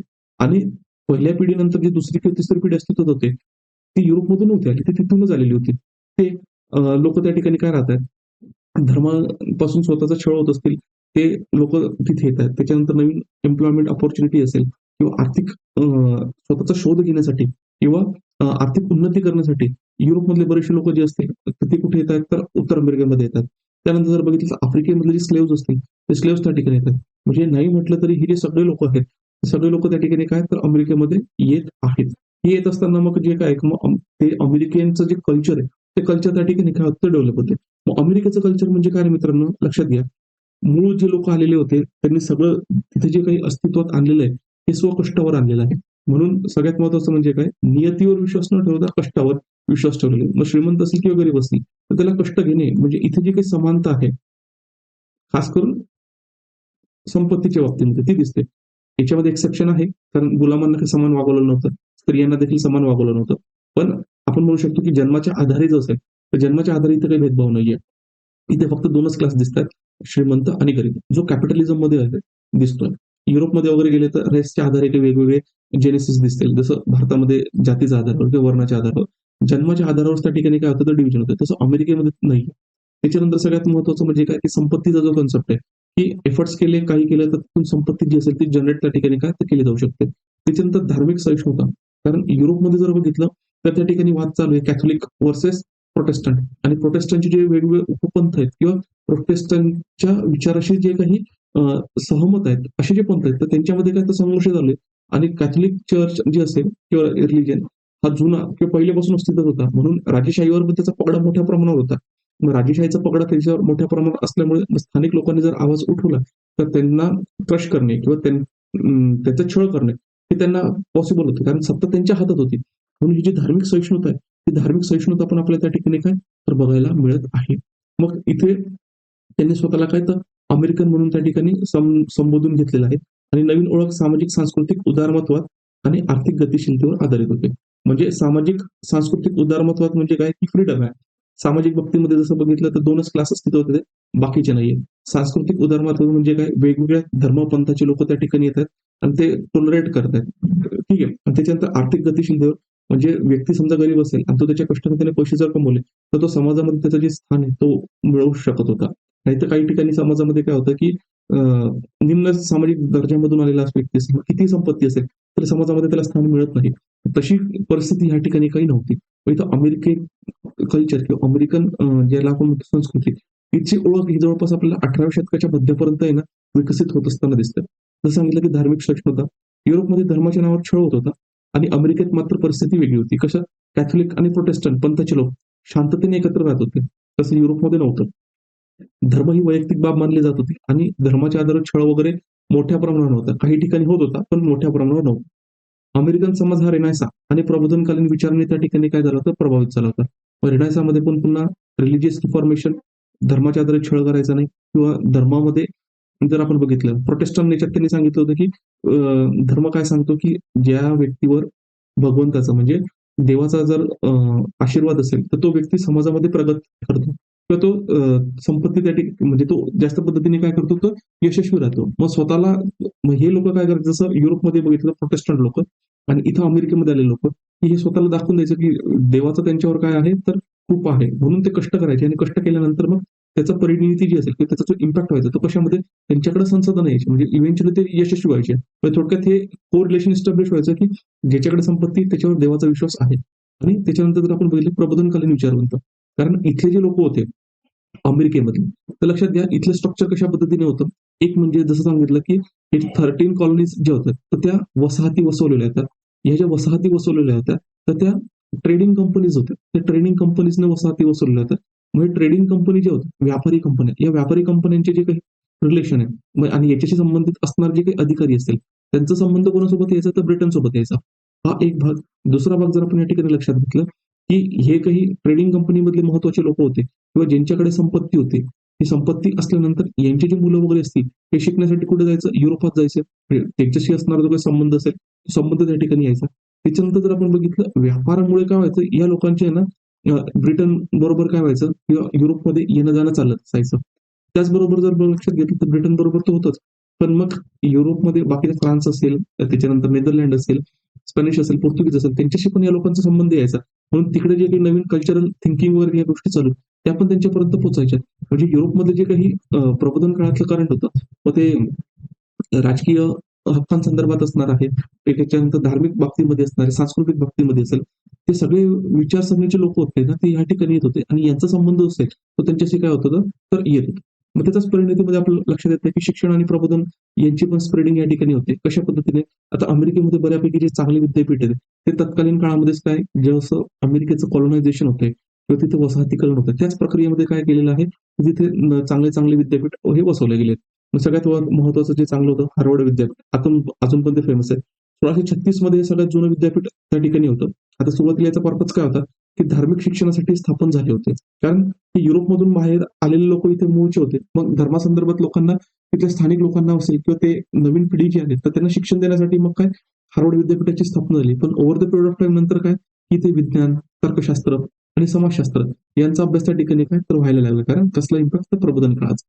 त्याच्यानंतर येल विद्यापीठ 1701 म्हणजे 18व्या शतकाच्या सुरुवातीला स्थापन झालं. इथं त्यांनी संशोधन असतील, त्याच्यानंतर वेगवेगळ्या विषयावर वादविवाद असतील आणि तर्कसंगत विचारांनी या ठिकाणी काय केलं तर प्रोत्साहन दिलं. आता जसं 18व्या शतकामध्ये फिलॉसॉफीज होते युरोपमध्ये.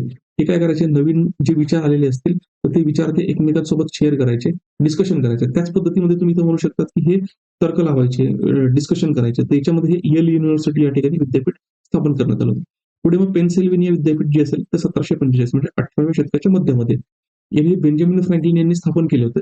आता याचा उपयोग कशासाठी होता? हा व्यावहारिक शिक्षणावर भर द्यायचा म्हणजे टेक्निकल स्किल्स ज्या होत्या, जसं आपण आय-टी-आय सारखं वगैरे म्हणजे तत्कालीन काळामध्ये तिथे ज्या जहाज बांधणीचं वगैरे काही शिक्षण असेल किंवा व्यापारामध्ये लागणारे जे स्किलिंग्स असतील, तो किंवा दैनंदिन जीवनामध्ये लागणारे जे स्किल सेट्स असतील, याच्यावर काय केलं होतं, फोकस केलं होतं. विद्यार्थ्यांना समाजात बदल घडवण्यासाठी ज्ञानाचा उपयोग करायला त्या ठिकाणी काय शिकवले गेले. पण या कार्यकाळापर्यंत जे होते, या काळापर्यंत प्रबोधनाचे बरेचसे विचार जे असतील ते अमेरिकेपर्यंत यायला सुरुवात होत होती. आता समाजावर जो काही परिणाम असेल, आता कशा पद्धतीने झालेला आहे, की सगळ्यात महत्त्वाचं म्हणजे काय, हे जे नवीन विद्यापीठ त्या ठिकाणी स्थापन झाले, त्यांचा संबंध जसा युरोपशी यायला लागला, तिथल्या नवीन-नवीन जे विचारसरणी असेल, ते अमेरिकेमध्ये यायला लागले. तर तिथे नवीन-नवीन कन्सेप्ट दिसतात. मग त्याच्यामध्ये प्रजासत्ताकवाद म्हणजेच काय लोकशाही पद्धतीने शासन करण्याची संकल्पना.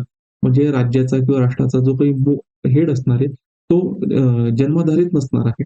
तर तो काही लोकांमधलाच प्रतिनिधी असेल, तर तो त्या ठिकाणी निवडून दिला जाईल. त्याच्यानंतर मानवी हक्क म्हणजे प्रत्येक व्यक्तीला समान पद्धतीने काय केलं गेलं पाहिजे, तर वागवलं गेलं पाहिजे. हा मानवी हक्कांची जी संकल्पना असेल, ती संकल्पना लोकांमध्ये काय प्रचलित व्हायला लागली, समजायला लागली. त्याच्यानंतर फ्रीडम ऑफ स्पीच भाषणाचे जे स्वातंत्र्य असेल, ते पण विचार व्यक्तीला आपले विचार मोकळेपणाने मांडण्याचा काय हक्क आहे. हे जे काही आधुनिक विचार आहेत, तर ते तिथपर्यंत पोहोचण्यामध्ये किंवा लोकांमध्ये त्याचा प्रचार करण्यामध्ये हे जे काही विद्यापीठ होते, या विद्यापीठांनी काय केलेलं आहे, तर महत्त्वाचा वाटा उचललेला आहे. आता सगळ्यात महत्त्वाचं म्हणजे काय, इथं सरंजामशाहीचा अभाव म्हणजे फ्युडलिझम. आणि फ्युडलिझम मधलं स्ट्रक्चर कसं असतं, की जर आपण लक्षात घेतलं, की फ्युडलिझमचा एक आस्पेक्ट समजून सांगतो. म्हणजे इथे तुम्हाला ते समजायला मग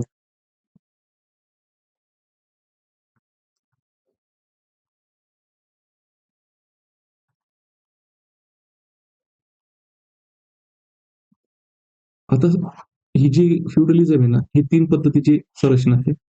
ही राजकीय पण आहे, आर्थिक पण आहे आणि सामाजिक पण आहे. आता ही फ्युडलिझम किंवा सरंजामशाहीची जी व्यवस्था आहे, ती युरोपमध्ये आहे ना, मध्ययुगामध्ये अस्तित्वात आली. मग मध्ययुगामध्ये म्हणजे काय? जवळपास 5th सेंच्युरी कॉमन एरापासून तर 15th सेंच्युरी कॉमन एरापर्यंत. तसं ते 18-19 सेंच्युरीपर्यंत फ्युडलिझम राहिलेलं आहे. पण सुरुवात आपल्याला 5th सेंच्युरी कॉमन एरापासून त्या ठिकाणी बघायला मिळते. आता याच्यात जास्त मी खोलात जात नाही. कारण की मग मला पुन्हा ते eastern Roman empire, western Roman empire, मग त्याच्यानंतर जे सायथियन स्ट्राईक ते पूर्ण सांगावं लागेल. पण स्ट्रक्चर काय ते मी तुम्हाला सांगून देतो. याच्यामध्ये काय व्हायचं, की युरोपमधली जी काही राजकीय व्यवस्था आहे ना, ही कशा पद्धतीची होती? राजाकडे असतं ना, तर राजाकडे बराचसा मोठा भूभाग असायचा. हा जो मोठा भूभाग असेल, ठीक आहे. हा मोठा भूभाग हे काय करायचे राजा, त्यांची टेरिटरीमधले, तर त्यांना प्रशासनासाठी सपोर्ट लागायचा. मग समजा त्यांचं साम्राज्याला काही टेरिटरीमध्ये काय केलेलं आहे, तर विभागलेलं आहे. मग राजा ही जो जमिनीचा काही भाग असेल, हा कोणाला द्यायचा? तर त्या ठिकाणी आपण म्हणू शकतो, की तिथला जो काही सरंजाम असेल किंवा फ्युडल लॉर्ड असेल, त्या फ्युडल लॉर्डला त्या ठिकाणी काय केलं जायचं? ही जमीन दिली जायची. याच्या मोबदल्यामध्ये फ्युडल लॉर्डला काय करावं लागायचं सरंजामला? इथला जो काही संसाधन आहे ते संसाधनं गोळा करायचे. त्याच्यानंतर राजाला प्रशासनामध्ये मदत करायची. त्याच्यानंतर ज्यावेळेस राजाला गरज लागेल, तर त्यावेळेस मिलिटरी हेल्प असेल, ते मिलिटरी हेल्प पण त्याला काय करायचं तर प्रोव्हाईड करायचं. आणि ह्या भूभागामधले सगळे राजकीय म्हणजे काय? तिथलं प्रशासन चालवण्याचं असेल, मग ते ज्युडिशियल ॲडमिनिस्ट्रेशन असेल, रेव्हेन्यू ॲडमिनिस्ट्रेशन असेल, मिलिटरी ॲडमिनिस्ट्रेशन असेल, ते सगळं रन करायचं जे हक्क होते ते फ्युडल लॉर्डकडे असायचे, म्हणजे सरंजामकडे असायचे. त्या फ्युडल लॉर्डला पण काय करायला लागायचं, हा काही स्वतः सगळी जमीन तर कसू नाही शकायचा. म्हणून तो त्याला मदत करण्यासाठी जे वेगवेगळे प्रशासक असतील किंवा टोळी असतील, त्यांना पण तो काय करायचा, हे ज्या लँड्स आहेत, हे लँड त्या ठिकाणी तो देत असत. आणि बऱ्यापैकी मग त्याच्या अखत्यारीत असणारे जे काही भूभाग होतात, मग तो स्वतः शेती करायचा. तो शेती कोणाकडून करून घ्यायचा? जे फिफ होते. म्हणजे त्याला आपण असं म्हणू शकतो, की जे स्लेव्हज होते. ठीक आहे. म्हणजे आणि हे जन्मानुसार त्या ठिकाणी काय होते, तर ह्या लँडवर डिपेंडेंट व्हायचे. मग या फिफसाठी काय केलं जायचं, हे फ्युडल लॉर्ड करून साठी हे जमीन कसायचे, त्याच्यासाठी अन्नधान्य वगैरे पिकवायचे आणि त्यांच्यासाठी काही पार्ट जो असेल, हा फ्युडल लॉर्ड काही जमीन वगैरे तो देत असत. तिथे पण त्यांना कसायचंय आणि फ्युडल लॉर्डच्या जमिनीवर पण त्यांना कसायचंय. आणि हा वंश परंपरागत पद्धतीने काय होतं, तर ही जी फिफ्थ सिस्टम आहे किंवा स्लेव्ह सिस्टम आहे, ती त्या पद्धतीने राहायची. ही स्लेव्हपेक्षा थोडी वेगळी आहे. पण याच्यामध्ये काय, की वंश परंपरागत पद्धतीने इथल्या लोकांना जो काही फ्युडल लॉर्ड असेल किंवा सरंजाम असेल, त्याच्यासाठीच त्या ठिकाणी काय करायचं आहे, तर काम करायचं आहे. आणि ही जी काही हायरार्की किंवा संरचना, ती संरचना आपल्याला या ठिकाणी लक्षात येते.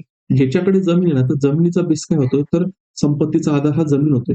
आणि मग समाजामध्ये जी संरचना असेल, ती संरचना त्या ठिकाणी आपल्याला दिसते. म्हणजेच जी काही मोबिलिटी आहे किंवा सामाजिक गतिशीलता आहे, ती गतिशीलता सरंजामशाहीमध्ये त्या ठिकाणी आपल्याला दिसत नाही. मग आता जर आपण युरोपमध्ये बघितलं, सॉरी अमेरिकेमध्ये बघितलं, तर अमेरिकेमध्ये त्यांचं ज्यावेळेस म्हणणं आहे, की या ठिकाणी काय आहे, तर सरंजामशाहीचा अभाव. म्हणजे काय लँडलॉर्ड होते, त्यांच्याकडे जमिनी होत्या. पण जमिनी असल्यामुळे काय, की इथं काही राजाने त्यांना जमिनी दिलेल्या नाही. ते ज्यावेळेस अमेरिकेमध्ये आले, तर त्यांनी त्या कंपनीने आपण काय म्हणू शकतो, की स्वतःच्या हिमतीवर त्या जमिनी घेतल्या. जसं भारतामध्ये आल्यानंतर ट्रिटी ऑफ अलाहाबाद झाली होती, बॅटल ऑफ बक्सार नंतर.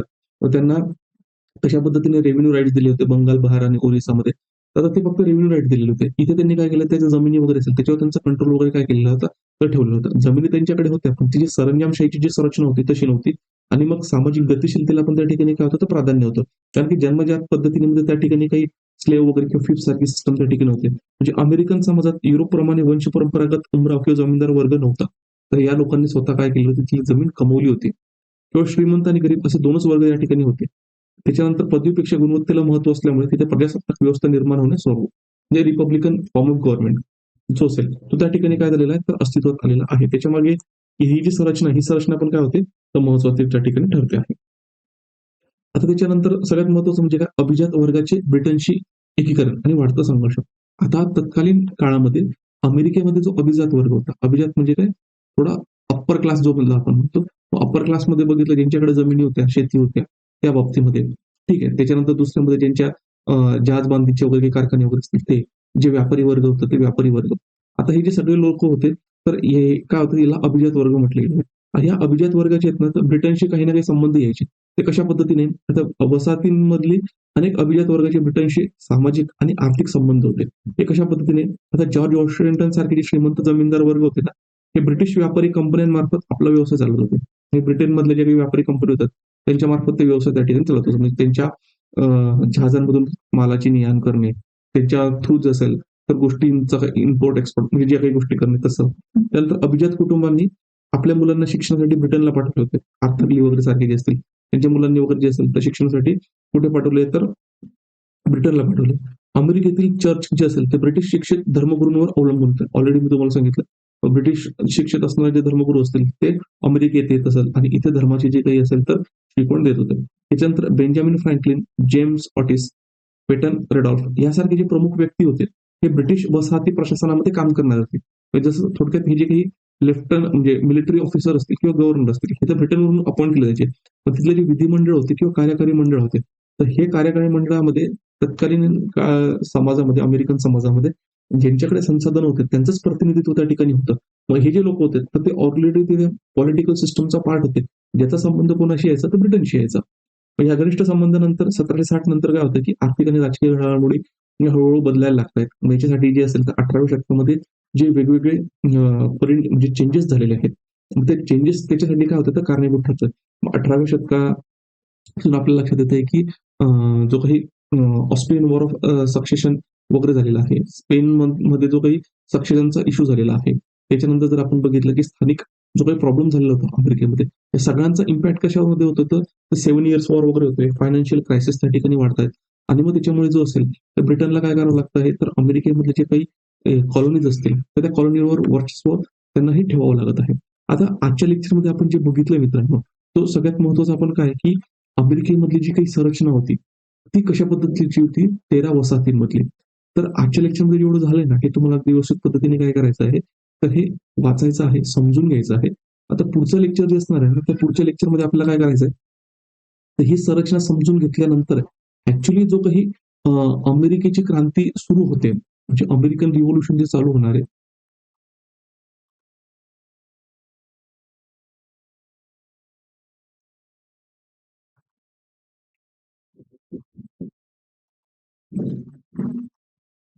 ही जी अमेरिकेची क्रांती चालू होणार आहे, ही अमेरिकेची क्रांती कशा पद्धतीने त्या ठिकाणी काय होते, तर चालू होते हे आपल्याला काय करायचंय, पुढच्या लेक्चरमध्ये आपल्याला हे बघायचं आहे. मग याच्यासाठी आपल्याला समजून घ्यायला हे जे काही वेगवेगळे स्ट्रक्चर्स आहेत अमेरिकन रिव्होल्यूशन मधले, ते तुम्हाला समजून घेणे काय आहे तर गरजेचे आहेत. हे समजले तरच पुढे त्याचं जे अनालिसिस वगैरे असेल हे आपल्याला काय केलं तर समजून घ्यायला मदत होईल. आजचं लेक्चर तुम्हाला कसं वाटलं ते कमेंटद्वारे कळवा. हे आजचं लेक्चर तुमच्या जास्तीत जास्त मित्रांपर्यंत पोहोचवा आणि ज्याही व्यक्तींना किंवा ज्याही कॅन्डिडेटला हिस्ट्री ऑप्शनल सब्जेक्ट घ्यायचा आहे किंवा जे घेऊ इच्छितात आणि त्याच्यानंतर जीएस मध्ये सुद्धा हिस्ट्रीसाठी सपोर्ट पाहिजे असेल तर ते आपला हिस्ट्री ऑप्शनचा कोर्स असेल किंवा जीएस हिस्ट्रीचा कोर्स असेल ते त्या ठिकाणी जॉईन करू शकतात. आणि जर तुम्हाला अधिक माहितीसाठी तुम्ही 9511900488 वर जो असेल तर तो इथं ह्या नंबरवर संपर्क साधू शकतात. तुमच्या प्रतिक्रिया देण्यासाठी आपला जो टेलिग्राम चॅनल आहे तर ह्याला पण तुम्ही काय करू शकता तर जॉईन होऊ शकता. हे आपलं सिव्हिल सर्व्हिसेस मेंटर सब जो असेल हे ऍपची आपली काय आहे तर नाव आहे तर प्ले स्टोअरवर जाऊन तुम्ही ह्याला देखील काय करू शकता तर डाउनलोड करू शकता. तुम्हाला जे सॅम्पल लेक्चर्स वगैरे ते देखील बघायला मिळतील. आणि आपला जो नंबर आहे 9511900488 हा आहे. तुम्ही आपल्या युट्यूब चॅनलला जर सबस्क्राईब केलं नसेल तर कृपया सबस्क्राईब करा आणि हा व्हिडिओ जास्तीत जास्त मित्रांपर्यंत तुमच्या पोहोचवा. आता आपण इथे थांबूया. थँक्यू.